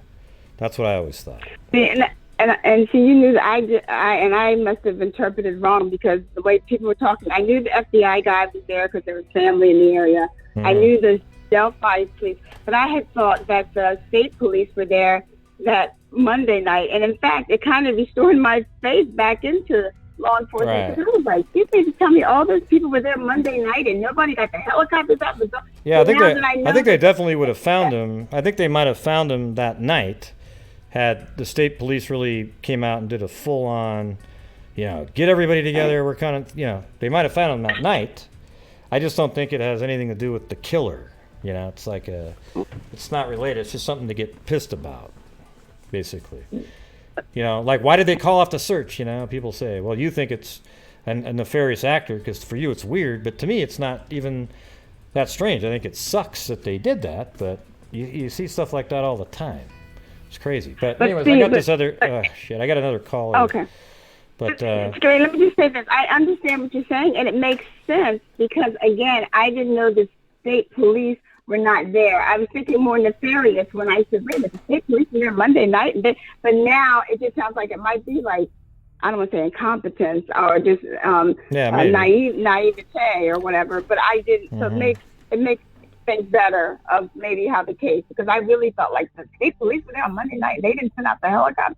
But now I'm thinking different. I see what you're saying there. Like maybe they just made bad decisions because they aren't really the high-end law enforcement, right? The locals, right? Okay. But I was thinking nefarious. Wait, let me think. I was thinking nefarious. I was thinking nefarious, and I thought the Indiana State Police were there that night on Monday. Don't back down, because if it turns out, like, you can't back off of it, because if it turns out that there is some random way that became true, I'll be able to say, oh my God. I don't know what your name was, but we could say your name loud. So if it's true, it's Nancy, but there's a lot of Nancy's, but it's just Nancy. Okay, that's Nancy said that. All right, everybody. So, anyways, I'm going to go get this other call. Thanks for calling in. Thanks for listening. Okay. All right, thanks. Bye-bye. All right, sorry. This is 304. You're on the air. You had a long hold there, but, you know. No, it's all right. Oh, God. I was calling to just yeah, it's me again. Cairo. I was calling to make 2 comments, but now I have 4. Okay. And they're completely my opinion. And prior to bringing any of it up, let me preface it with I'm not being mean. I appreciate everyone. I appreciate you for giving a platform where everyone can give their opinion. Cool. I might argue it. Anyway. You know. No, you're fine, because these are my opinion.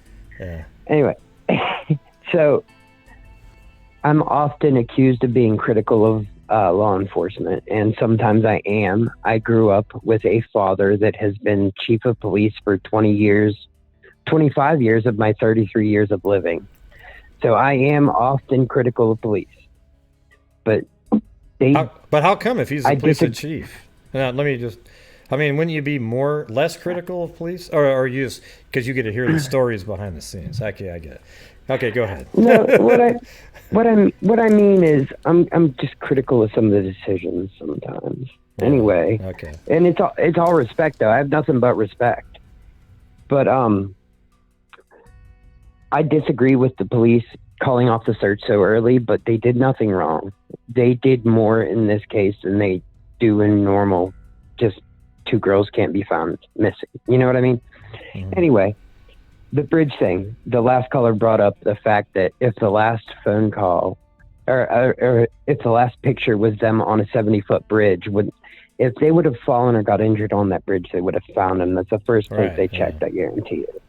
Yeah, like nobody found him. Nobody found him on all those early searches, and they were all down there looking around under the bridge, over the bridge, everywhere, and they weren't anywhere to be seen. So then they think, well, gosh, where would they be now? That's why, if you remember the earlier show, Kelsey and I think it's Cody, they actually crossed the bridge and then walked down onto the private drive and started heading towards where Anna, that direction, So, for sure. So they were looking like, hey, they might have walked somewhere else because they're not down there, right? So there you go. What else? Absolutely. Okay, so I had 4, but now I can only think of 2 more, so I guess I have 3. Anyway, so both of them are about cases you have discussed this evening, and just stuff that I disagree with that I constantly hear and see. The gate. Bridge Guy's Gate. I don't live in Delphi. I've been through there multiple times. I have walked across that bridge twice. And my gate is unrecognizable on that rickety-ass bridge. That gate, in my personal opinion, means nothing because you don't walk normal on that bridge. There's places where I'm a big dude. I could fall through that thing. Yeah. So I completely cut the gate out. That's nothing in my personal opinion. And the Schnee Overholzer case, I keep hearing about that photograph. That was just something in her personal property. It has nothing to do with anything, in my personal opinion. Which but one? Which people one? keep bringing up that. Oh yeah, the guy? photograph of the random dude. Yeah, I don't, it's it's hard to just know a picture who. that she had. Yeah, but well, the one thing is they can't identify. They've never been able to figure out who he is. That's the one thing that's a little bit weird about it. But I guess it's not that weird. I mean, I guess it's kind of a strange. I guess it's weird, but I mean, is this the serial killer that's calling card is slipping random photographs picture of himself. in Hey, people's find bags? me. Yeah, find me, everybody. Here's a picture of me too. This happened in the 80s, man. We didn't have the internet. Everyone just jumps to nowadays logic. Like, Here, hold on. it's easy Let me. to I gotta address reverse- something in the chat. I'm sorry, I didn't mean it, but somebody said I leaked a phone number. Please bring it to his attention. He leaked the phone number of a mother. What are you talking about? You leaked mine. What do you mean I leaked? hope someone calls me. I didn't I'm leak lonely. anything. The number is just on the screen. I told people if you call in, you can change your freaking name when you call in. The thing is when you say leaked, that's an intentional act. Nobody did that. Okay? Nobody went out and went, ooh, I'm leaking it to somebody. I don't even, when you say a mother called in. Who? What mother? I mean, you're talking about the show with Kelsey. I don't know what mother you're referring to. What are you talking about? I have no clue. Anyways, go ahead. No, we can go to a sidebar now. If you leaked my number and there's any beautiful ladies out there that want to well, don't say it too loud because you got a lady at home, okay? I mean... whoa, yeah. No. Oh, yeah, take it back. Jesus, take it back. Hurry up. Oh, my God, she's watching. He's kidding. Okay. She's not watching you scare her. She's terrified of your show. But, I don't know, man. But it was a joke. I'm not that guy. It was a joke. But, anyway, I don't know. I think that's all I had to say. The police did nothing wrong. The gate doesn't matter, and the photograph doesn't matter. Personal opinions. Yeah. And I love everyone. Yeah, I love everyone. I even love people. Who's typing in Becky? How could Becky's number be on the show? I never even talked to Becky on the show. How would her number show up? It's ridiculous. Hey, God. Actually, I remembered the fourth thing. Yeah, what is it? I remembered the fourth thing. Okay, so earlier you were discussing another case, and you were talking about Jim being at Wendy's. But then with the last caller, you mentioned Jim being on the bridge. Like, are you telling us something that you weren't supposed to, or? No, that Jim was on the bridge? It was a joke. It was a joke. Yeah. You said Jim. Yeah, okay. Oh, whoa, them. Yeah. Oh, my God. Jesus, they were on the bridge. Oh, They're my good. God. There we go. There's my joke not landing. Better get off here. Well, no, I'm trying to figure. I don't even know what this person's talking about in the chat. She said, "Gray, you leaked the phone number on your show about the 30-minute mark. Can somebody tell me who it was that I leaked? I'll go check it out and try to get it fixed." Okay, but I don't know what in the hell you're talking about. Oh, maybe It's you insane. leaked the phone number of the people that were calling being dicks. Yeah, I mean there was Maybe numbers their number. in Zoom, but I don't know. How do I do it? Let me see on yours right here. Can I? If I see it and then No, I can rename you right when you come in. But the problem is when you call in, you're on the screen for a second anyways. So, but you guys can rename I don't yourself think it matters. too. It's like. Yeah, it's not your obligation. Yeah, I guess. I have the power to I have the power to rename myself, and so does everyone else. So the fact that I don't do it doesn't fall on you. Yeah. Oh, you mean Mama Bear called in? Oh, okay. Yeah. Well, I did. Yeah. People called in, and I didn't leak anything. Though I said if you call in, you can change your name. I don't know when it gives you the opportunity to do that. Yeah, I don't either. Oh, okay. Is that who it was, though, Steph? Mama Bear? I just don't know what you're talking about. You showed up and said, "Gray leaked the phone number of a mom." Wow, what a monster. I mean, do you think you could have worded it any differently? Like something like, Oh, hey, Gray, I think one of the callers accidentally had their number on the screen. Okay?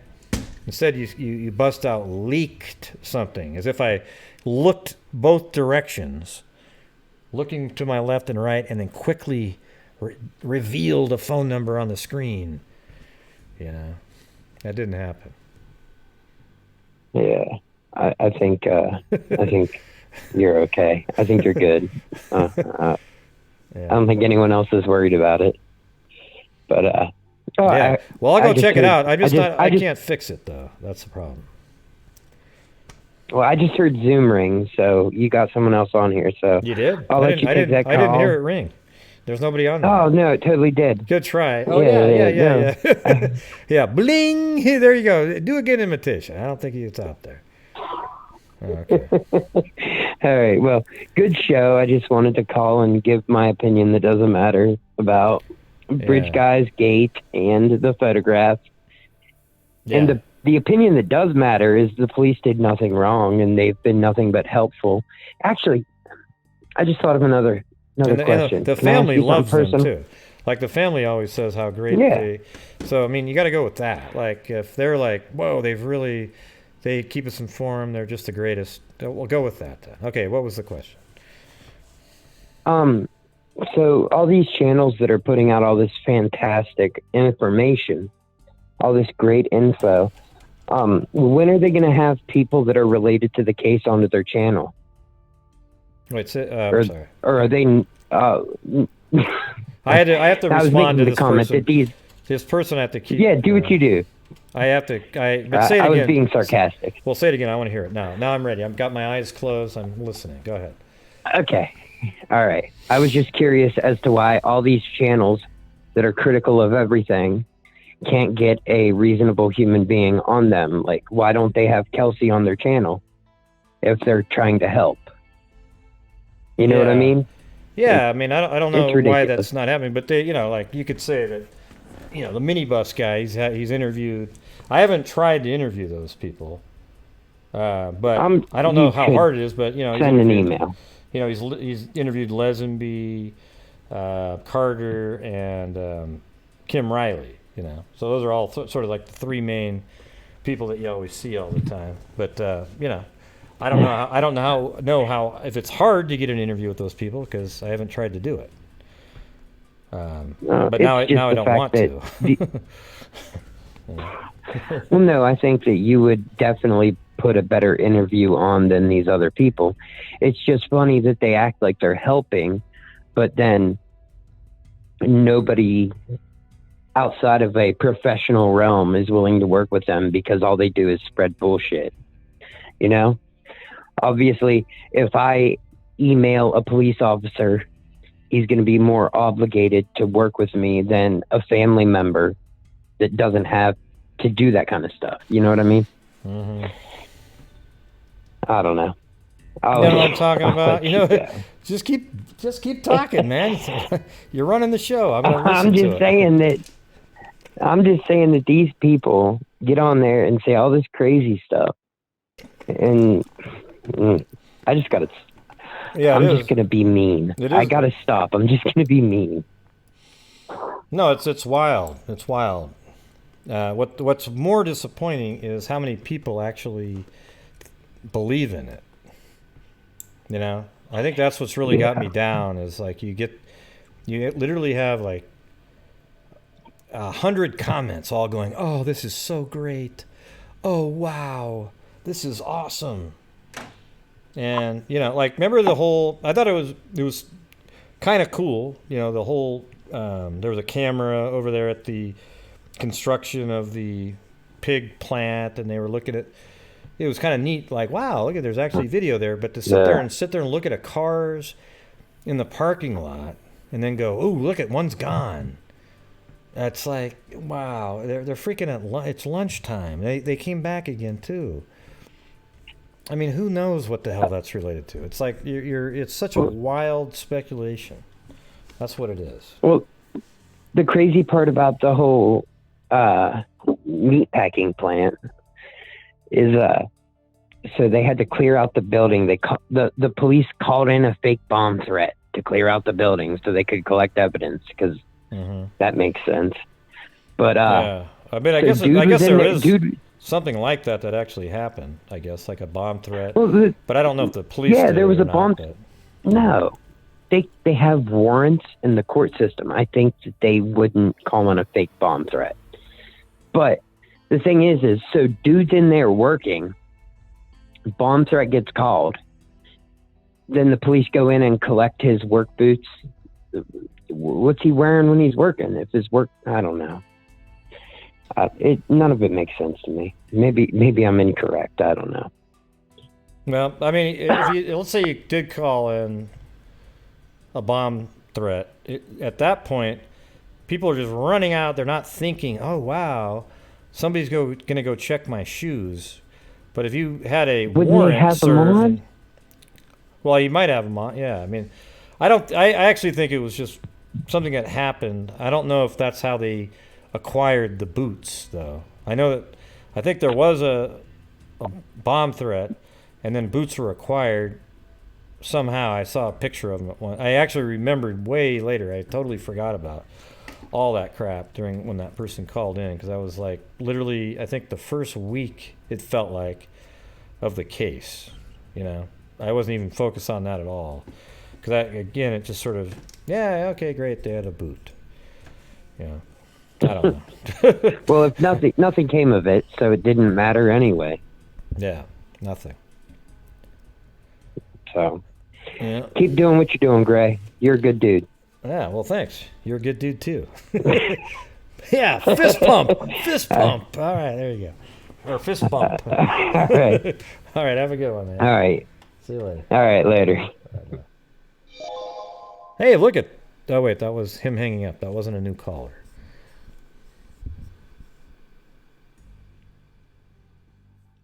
Gray doesn't have time. Oh, my God. What are you talking about, Lanky Tor?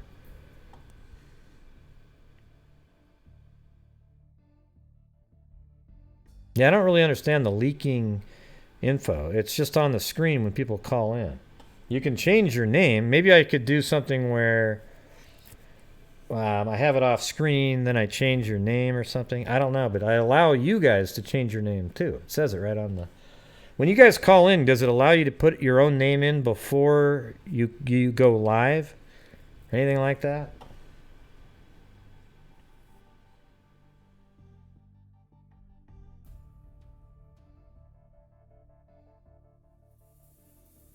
Yeah, let me see.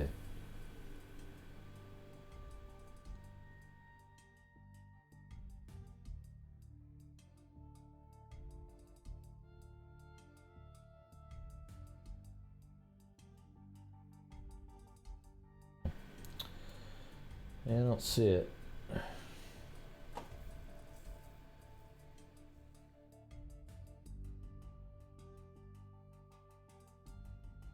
But how come only Mama Bear's name was mentioned? There was a whole bunch of other callers. Nobody said, "Oh, look, you leaked those numbers too." Well, I didn't leak anything. I wasn't, there's no, leaking has has intent associated with it.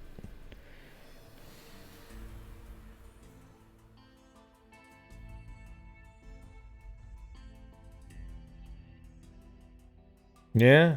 Do you have anything that looks like Kool-Aid going out the back there, Rick? Yeah.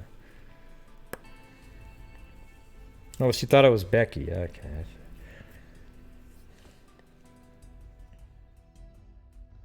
But even, what difference does it make, though, I guess? You know what I mean?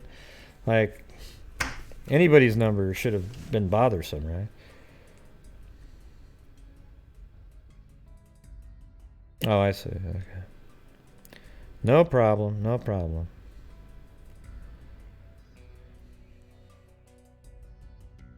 No problem, Steph. So you're probably a big time, Delphi case follower. Do you got any thoughts out there?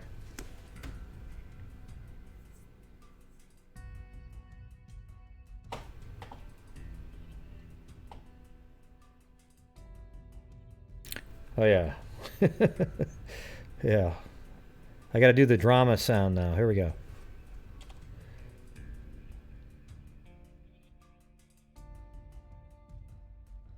How did you? Drama. Oh, you deleted the comment above about that? Okay, cool.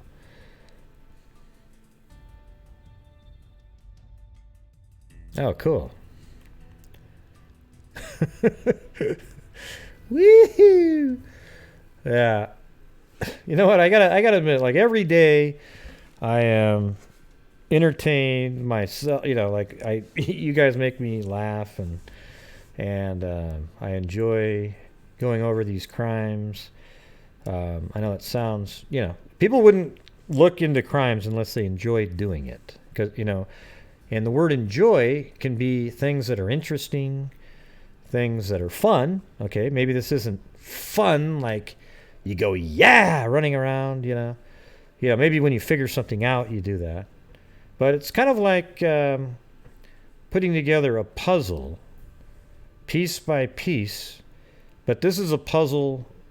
Cases like this, we don't really get to figure out the full answer, but we can put together a mosaic that you can kind of see what happened, but you just don't get to know. You aren't going to be able to put in the last couple puzzle pieces.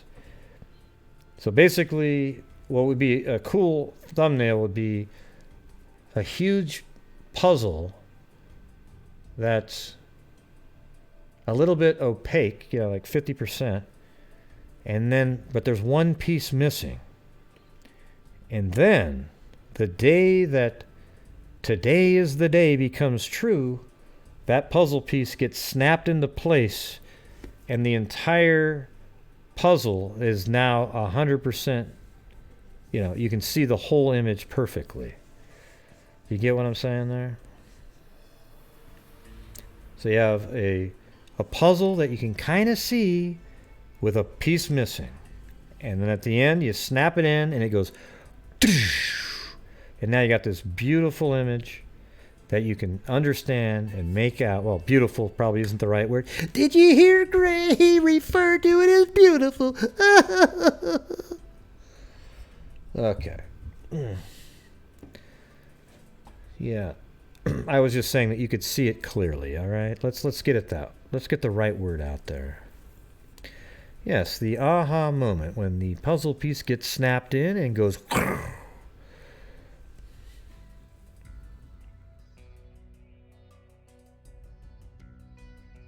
Yeah, it sounds a little bit like Boo Boo, doesn't it? Boo Boo Bear a little bit.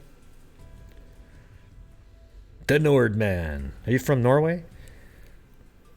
Sweden? Denmark?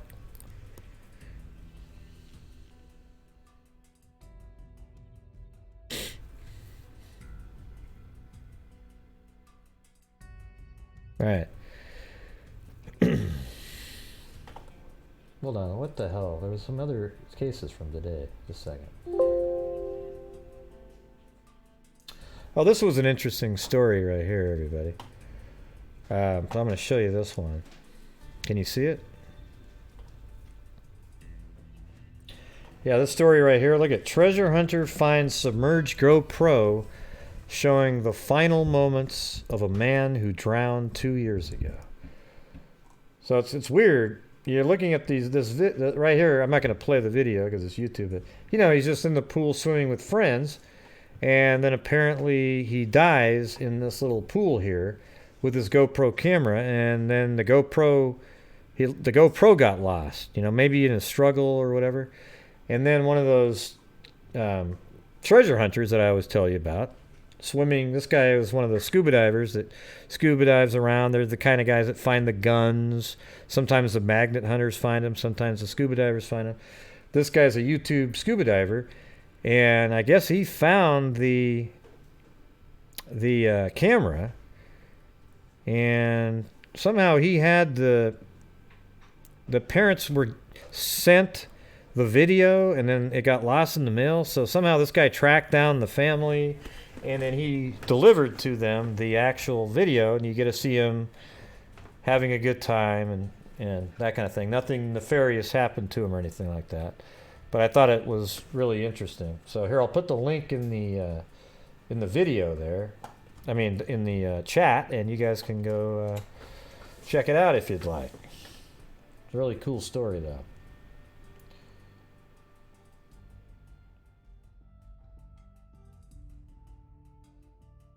Yeah. Didn't hurt his YouTube channel, I'm sure, too. You know, but these guys, it's incredible. Some of these YouTubers, the people that have like 1 million, like 1 point something subs, they make just ludicrous money every month. Like, I'd say some of them make $50,000 or more. You know, it's crazy. And they also sell a bunch of stuff on their channels. I don't know how many this guy has particularly, but okay, his name is Rich Aloha. Let's see. That's his name on YouTube. But I'm sure it's gone up dramatically. Well, he doesn't have very many at all. Well, let's see if it goes way up. Well, maybe. Let's see. Hold on a second.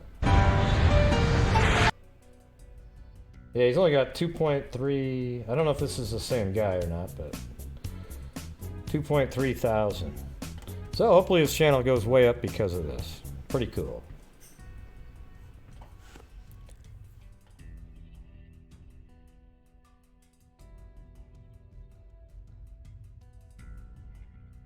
Oh, and here's a breaking story here. This one's pretty crazy. Well, it was breaking earlier today, but a woman involved in a car crash tells Cleveland police she was escaping her kidnapper. A woman involved in a car crash on the city's east side told Cleveland police she escaped from a man holding her against her will. The accident happened at 10 a.m. Tuesday in the area of East 115th and Superior Avenue. The victim told Cleveland police she was at home in the city of East Cleveland and managed to escape. EMS transported the victim to the hospital for several injuries, including frostbite. See, how did she get frostbite? Okay, this is the summertime. But on Tuesday afternoon, East Cleveland police arrested a 41-year-old man at a home on Glenmont Road. Police said the suspect was taken into custody by SWAT team and charges are pending. The chief confirms there are multiple freezers inside the Glenmont Road home, but they are not sure at this time how the victim got frostbite. Police said the freezers weren't large enough for someone to fit inside, you know. So, wow, that's weird, huh?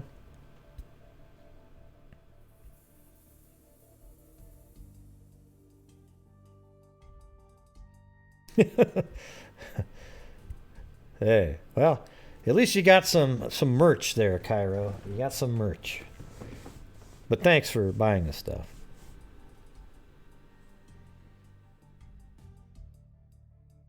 Wow, look at Illiterate Inc., or as they say, LJ. Hey, LJ, do you still have a channel out there with your target practicing and all that? Gray is pretty mean. Man. Come on, Lanky Tor, you're supposed to pump me up. Gray is so nice. Boy, he's the nicest person in the world. Yeah, maybe, but they do have freezers in there.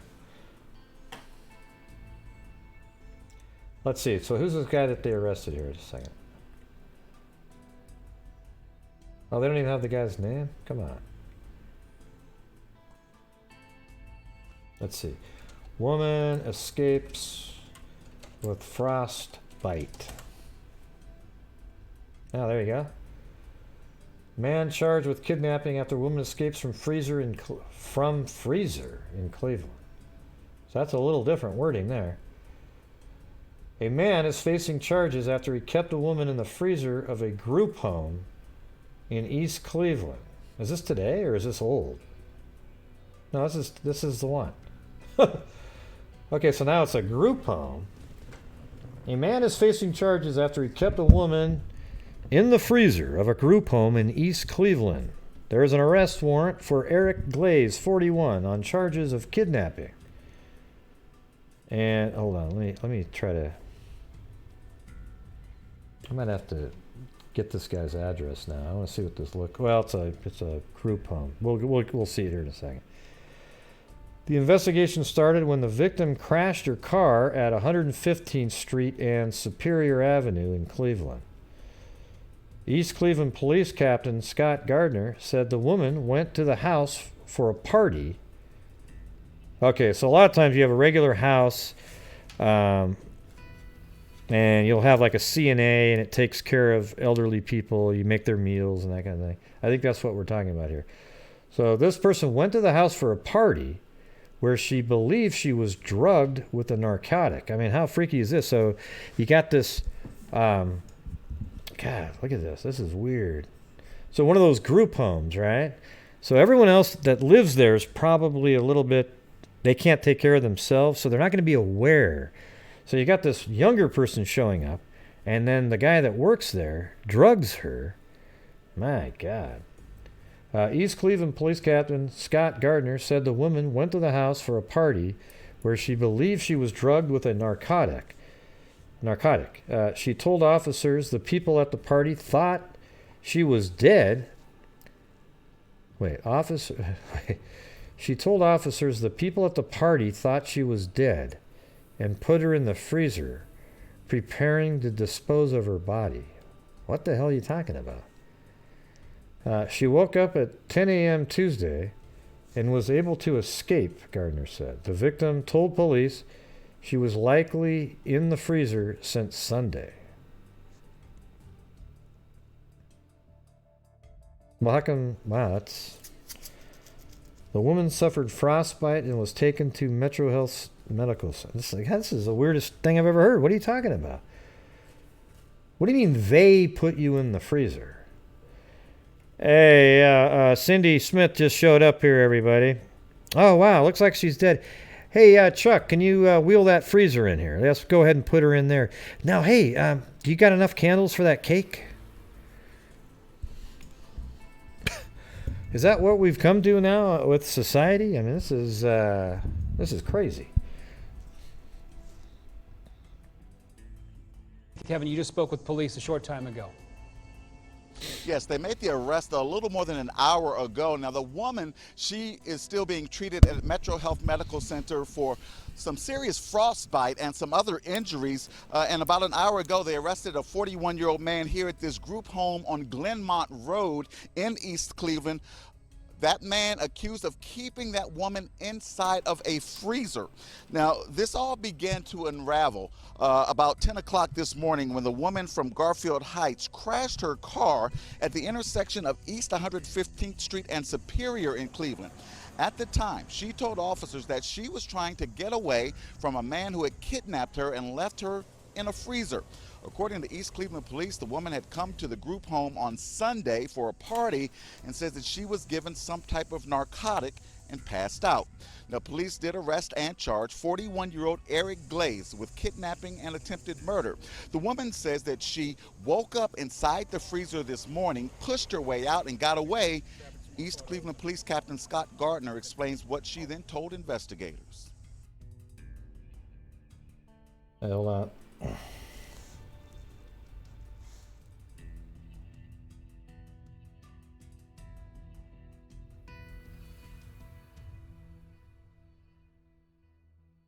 So that sounds a little different here. The article wrote it weird, like everybody else was kind of aware and everything.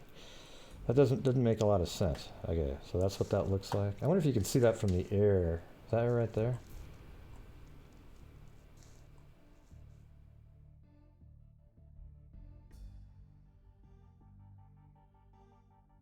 Okay, so it sticks out a square and then three windows.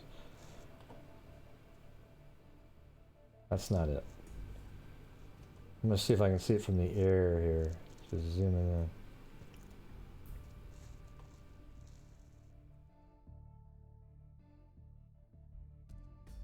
It kind of ends right here, so I guess I'll just start over here and go down it.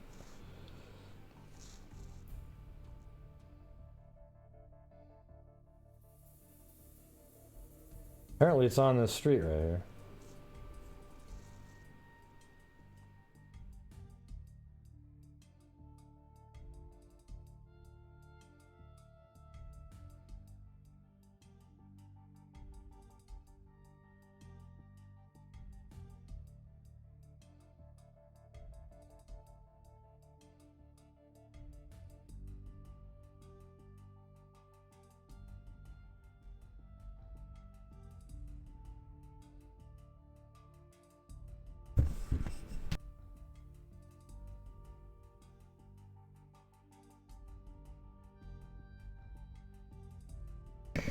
Yeah.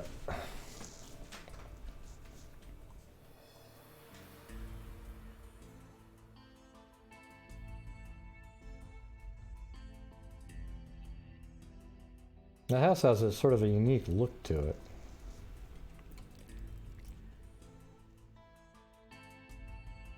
Apparently it was on this street though. Oh, that might be it. Is that it right there?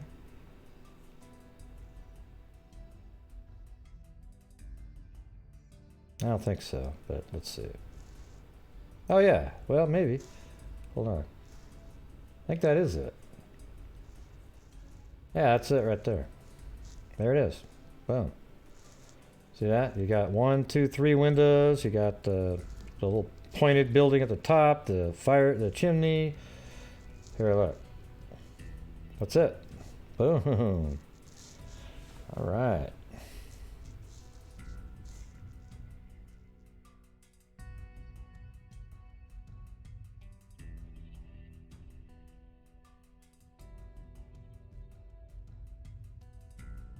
I'm gonna store this one. This is pretty weird. All right, let's be honest. Woman put in freezer. What was he gonna do with her? And how did she live in the freezer? I mean, if it's shut, she would have suffocated, right? But maybe it had damage to it, and that's why she didn't get frozen to death after 24 hours. I'm gonna need to know more about that. How about you guys? This is some weird shit right here. Okay.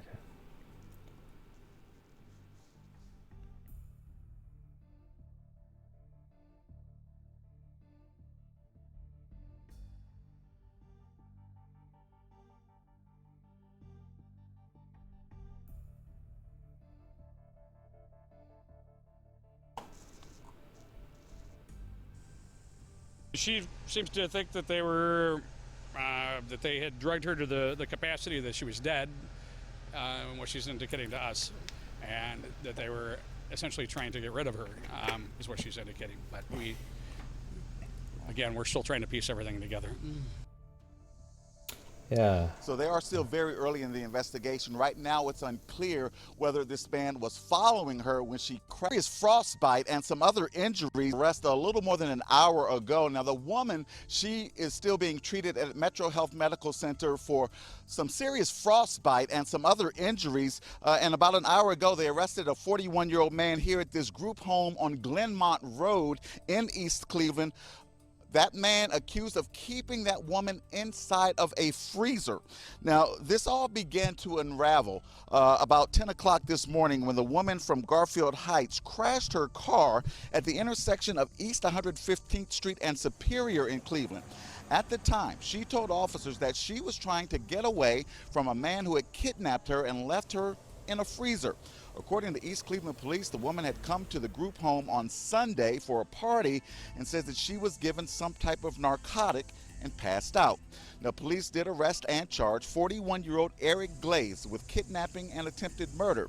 The woman says that she woke up inside the freezer this morning, pushed her way out, and got away. East Cleveland Police Captain Scott Gardner explains what she then told investigators. She seems to think that they were, that they had drugged her to the capacity that she was dead, what she's indicating to us, and that they were essentially trying to get rid of her, is what she's indicating. But again, we're still trying to piece everything together. Yeah, they seem a little bit. They seem a little bit skeptical too. What's going on here?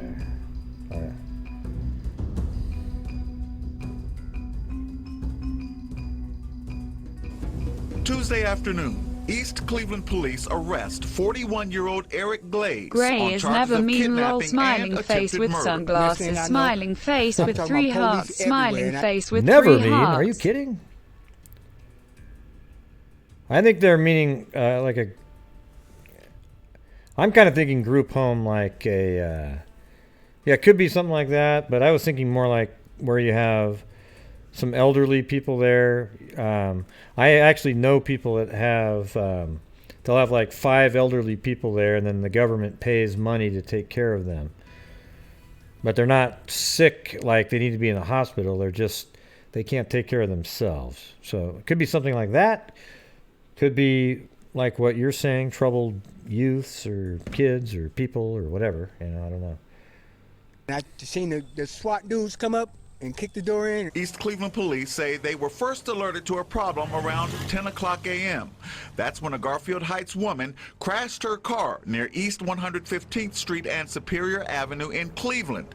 She told police she was escaping from a man who had put her in a freezer inside a group home Well, you on might be right, Glenmont too. I don't Road. know. We were able to, ascertain that the suspect was not inside the vehicle, but we're still unclear if the suspect was chasing her in another vehicle. Police say the woman identified Glaze as an acquaintance and directed them to the home where he lived, the same place she says she attended a party on Sunday. She came over here on her own volition, and essentially she was administered some sort of narcotic, according to her. She's not exactly certain of the events that happened in between, but she woke up and she was in a freezer that was running. Police say the woman was not restrained and was able to push open the lid and escape Tuesday morning. She seems to think. Maybe was she sexually assaulted? Have they checked for that? That they were, that they had drugged her to the capacity that she was dead. And what does it mean they have drugged her? See, they're saying they drugged her. Well, who's they? You arrested the one guy.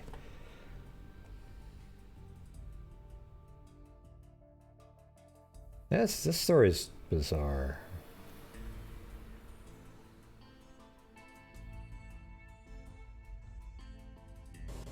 Tuesday afternoon, East.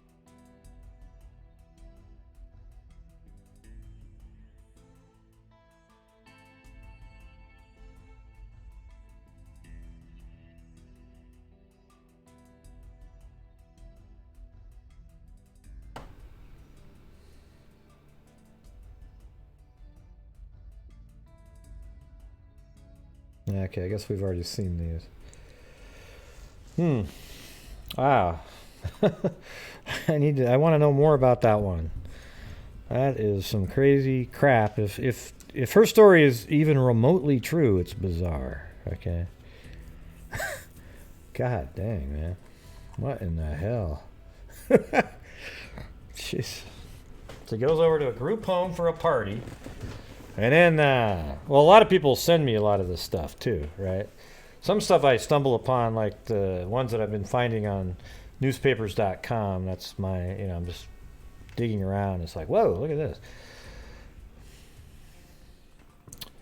Maybe we should do tomorrow night, do one of the shows where somebody picks a term that is going to only have some really crazy crap going on. And we do searches on newspapers.com of, something from, we'll pick that something happened like in the past, like pre-1980 or something. Something like, basically when I typed in headless body, right? Look how weird this is when you do that on, I'll do it again. That's like one that you're definitely going to get something a little weird, right? If you type in headless body, just right there in newspapers.com. But there's so many that you have to be specific. So you might say, how about California? Okay, good. Oh, I guess I have to sign back in again. Hold on, is it this one? I'm not sure how I signed it. Oh, now I'm in there. So, okay. So how do I get back to the...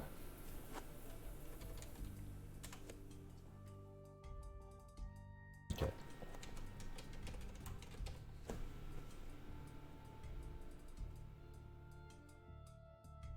Okay. So now look, when you just type that in, look at this. You get 1881, right? Like... This is crazy, right? An 1881 article. Let's see what it says here.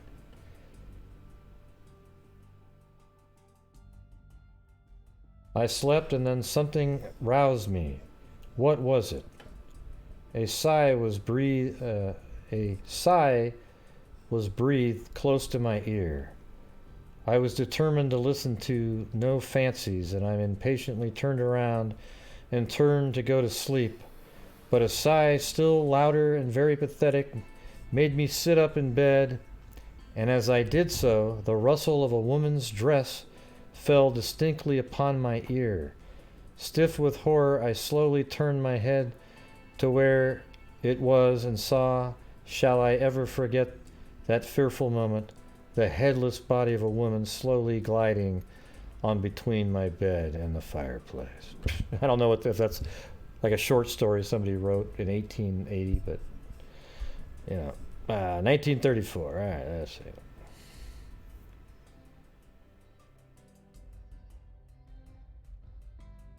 Circumstantial evidence jails 3 for life in Delaware's mystery of the headless body. This is the 7th of a series of articles on outstanding Delaware criminal trials. The subject of today's article is the headless body mystery at Delaware City in 1891. Subsequent identification of the body and arrest of 3 men and a woman and the conviction. I mean, look how crazy. You can go on and on and on and just do like, I guarantee it, there are some stories out there that are so bizarre that have never been talked about on any channel, anywhere on social media whatsoever. I mean, hell, I'm just going to close my eyes and go, okay, this one. All right? What year was this? This is 1916.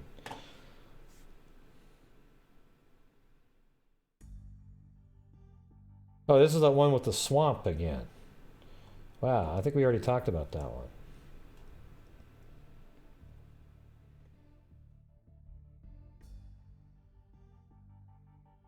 Is that what you found that it was? A mentally challenged?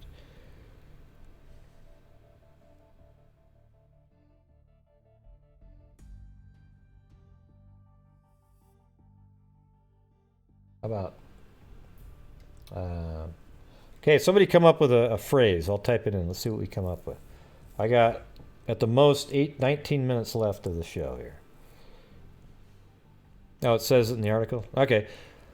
Yeah. That's what I was saying, that a lot of them can't take care of themselves. They're mentally, they have issues. So, there you go. Wow, look at, there's Lanky Tor again doing her, whatever you call it.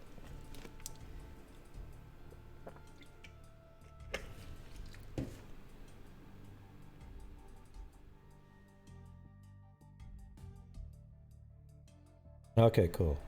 Yeah. So, hell, maybe they did do it then. Maybe it's the people in the mental health facility, but then they arrested the guy because he's in charge and he didn't do anything. I don't know. We're going to have to wait and see, as we got to get the facts of this case. Right now, it's really bizarre sounding. It's out there. It doesn't make a lot of sense. Okay, so what do you guys want to look up? I'm just going to type in, give me a phrase that's only going to be associated with some kind of crazy case.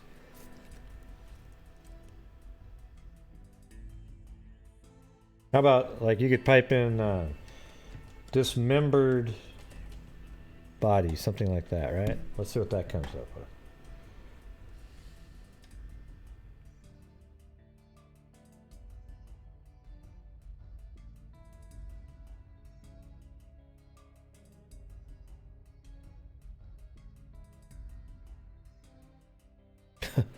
Nude man attempts to steal helicopter. Yeah.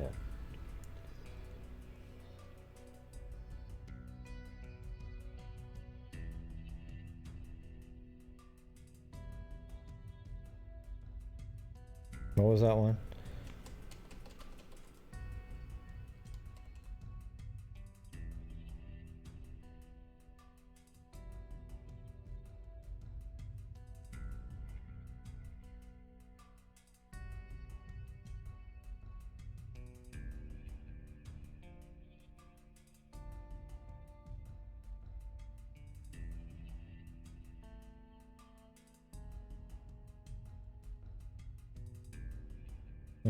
I'm not spelling that right. Ah, whatever. I didn't find anything on that. Seems like it would, though.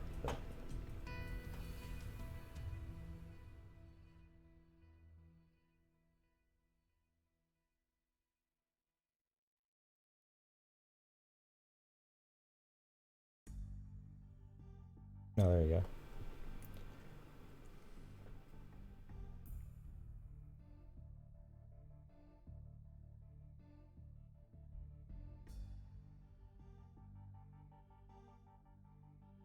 Oh, these are all positive stories, Cairo. Wow.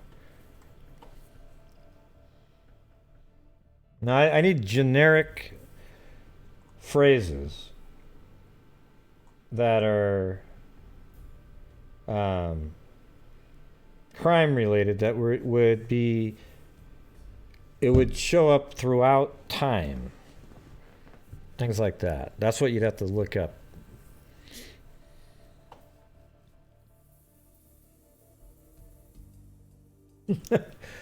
Wow, look at Patty Annie. Eyeballs missing.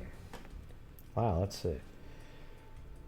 Would it actually say eyeball? Why is it blinking like that? It gives me it's like going to give me a seizure.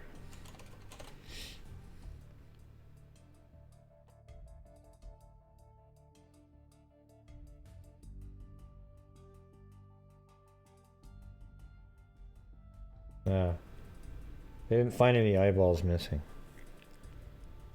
No, so that's not what I'm saying, Nordman. I need a generic term like saying, you know, headless body. There you go. Anytime you hear headless body, it's going to be something weird.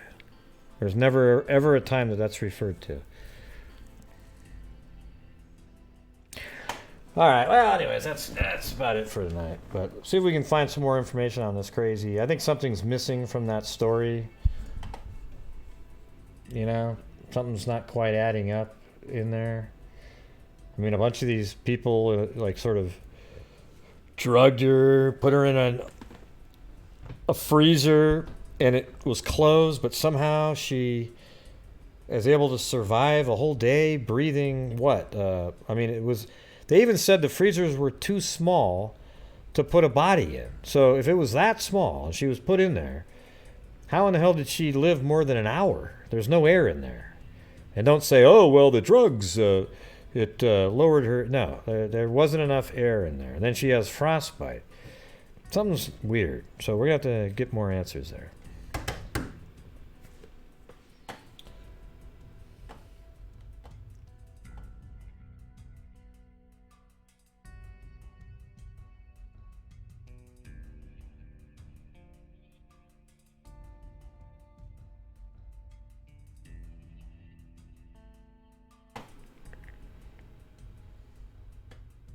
Yeah, I just said I need like lots of that might be a good one, the one that Gorby put in there.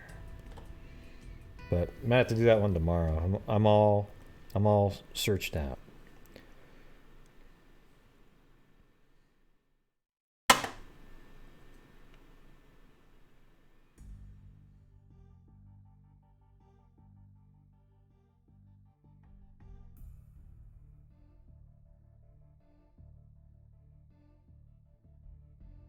All right, so thank you to Lanky Tor, Cairo, this is all from today. Lanky Tor again, Cairo again, Kelly Franks, Steve Kerr, Rhonda Adams, and Beth from Arkansas.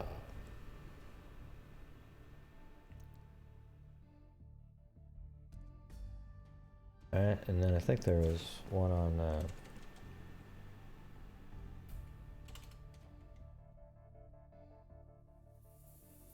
something in PayPal. Hold on a second.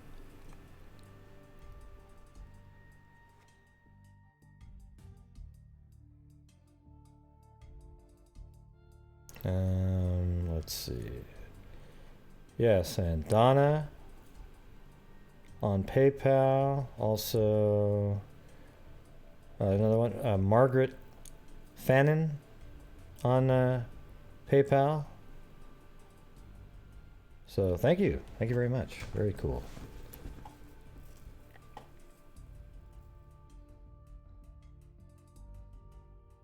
All right. So there you go. And so where are we doing the flyby tonight? Oh, I just closed out the chat, so hold on a second. Gotta open that back up again. I like to see what you guys are saying when I'm flying around.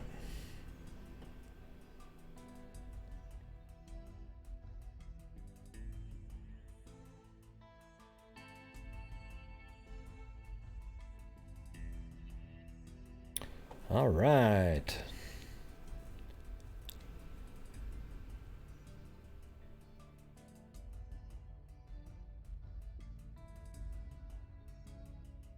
Yeah, let me try. I'm going to see something like that. I've never seen this on Google Earth, but the Negev Desert in Egypt. That's pretty cool looking in there. I'm not sure if they have a good satellite. Doesn't look like it. Okay, forget it.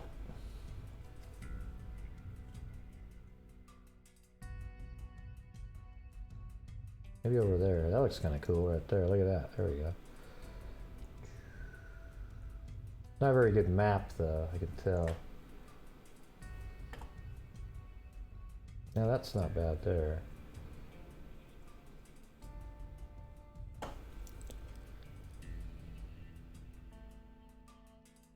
Yeah. See, the thing is, the Florida Keys are just really flat. You know?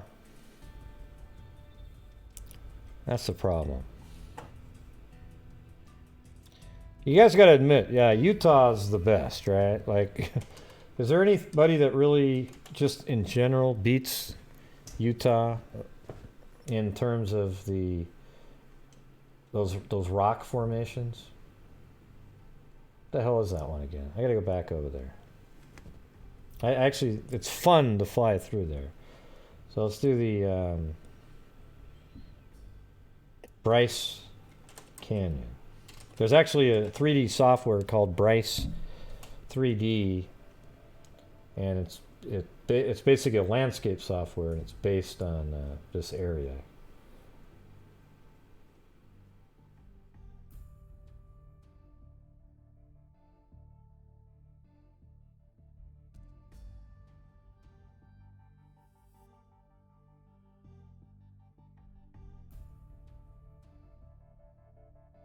Yeah, look at this crap. It's nuts.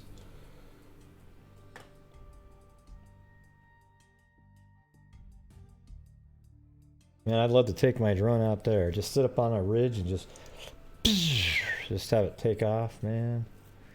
How cool would that be?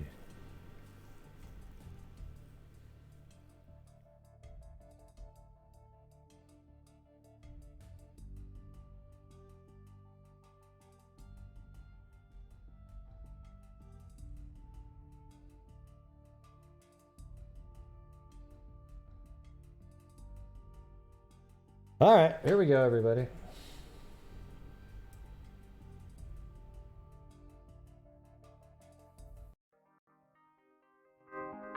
And I'll be watching Mindhunter later on Netflix. Join me. And no, I don't get paid by Netflix.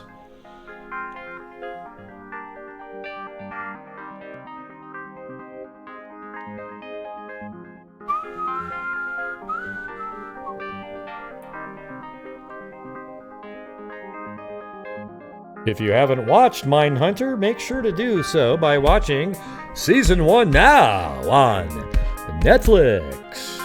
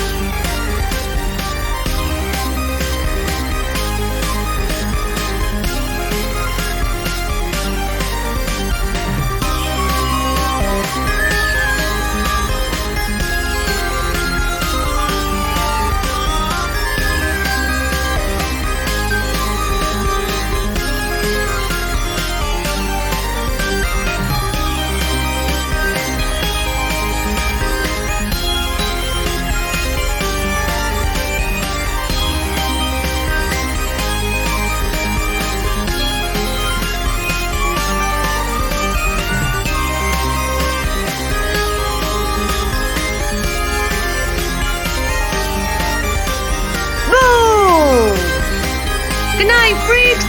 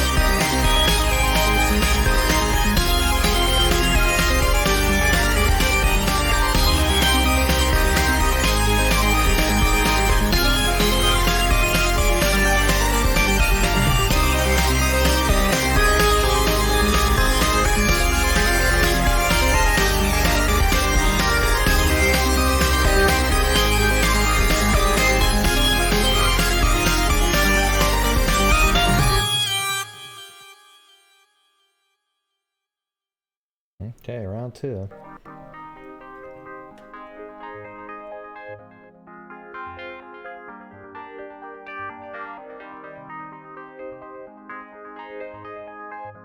You see that little move there? Oh yeah, that was a good one.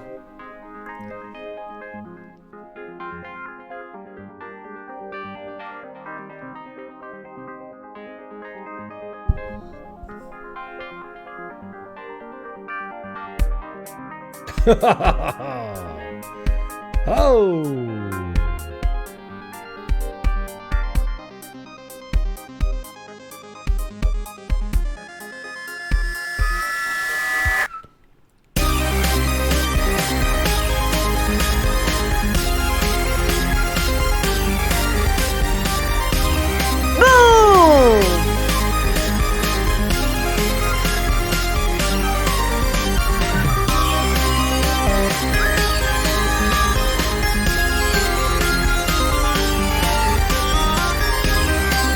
Good night, freaks!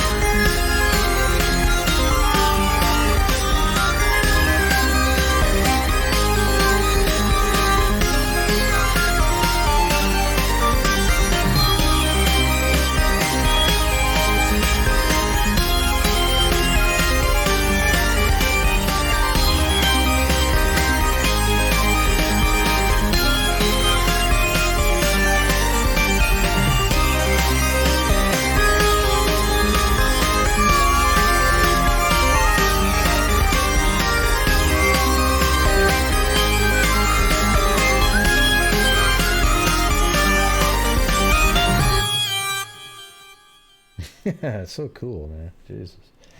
I bet you could spend 2 hours just flying around in that spot.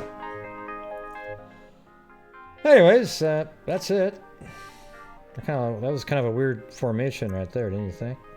Oh, what's that right there?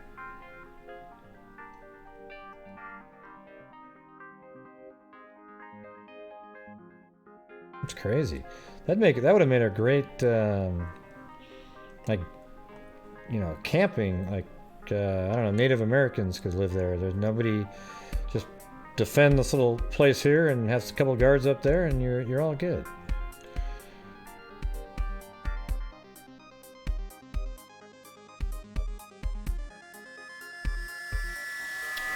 All right, anyways, that's about all I can do.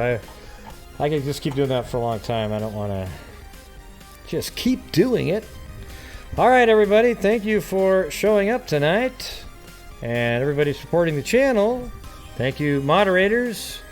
Sorry I, get hard on people sometimes, but that's just kind of the way it is, But I think I figured something out, at least with the when people do all comment on the same word. I figured out the actual technicality of it all. What's 3 plus 3? Oh, 6, 6, 6, 6, 6, 6. But we do know at that point I'm going to do this. I'm fired out of midnight, 10 down, 15 on the mind, better dung beard on 15, I better dung beard on 15, 20, I better dung beard on 15, better dung beard on 20, down 5, better dung beard on 30, and 30, and 30, 25, better dung beard on 30, you want to put 30, sir, 25, ma'am, you're out, I better dung beard on 25, better dung beard on 30, 30, now 5, I'm 35. All right, everybody, thank you. And as I always say, everybody, until next time, be safe out there.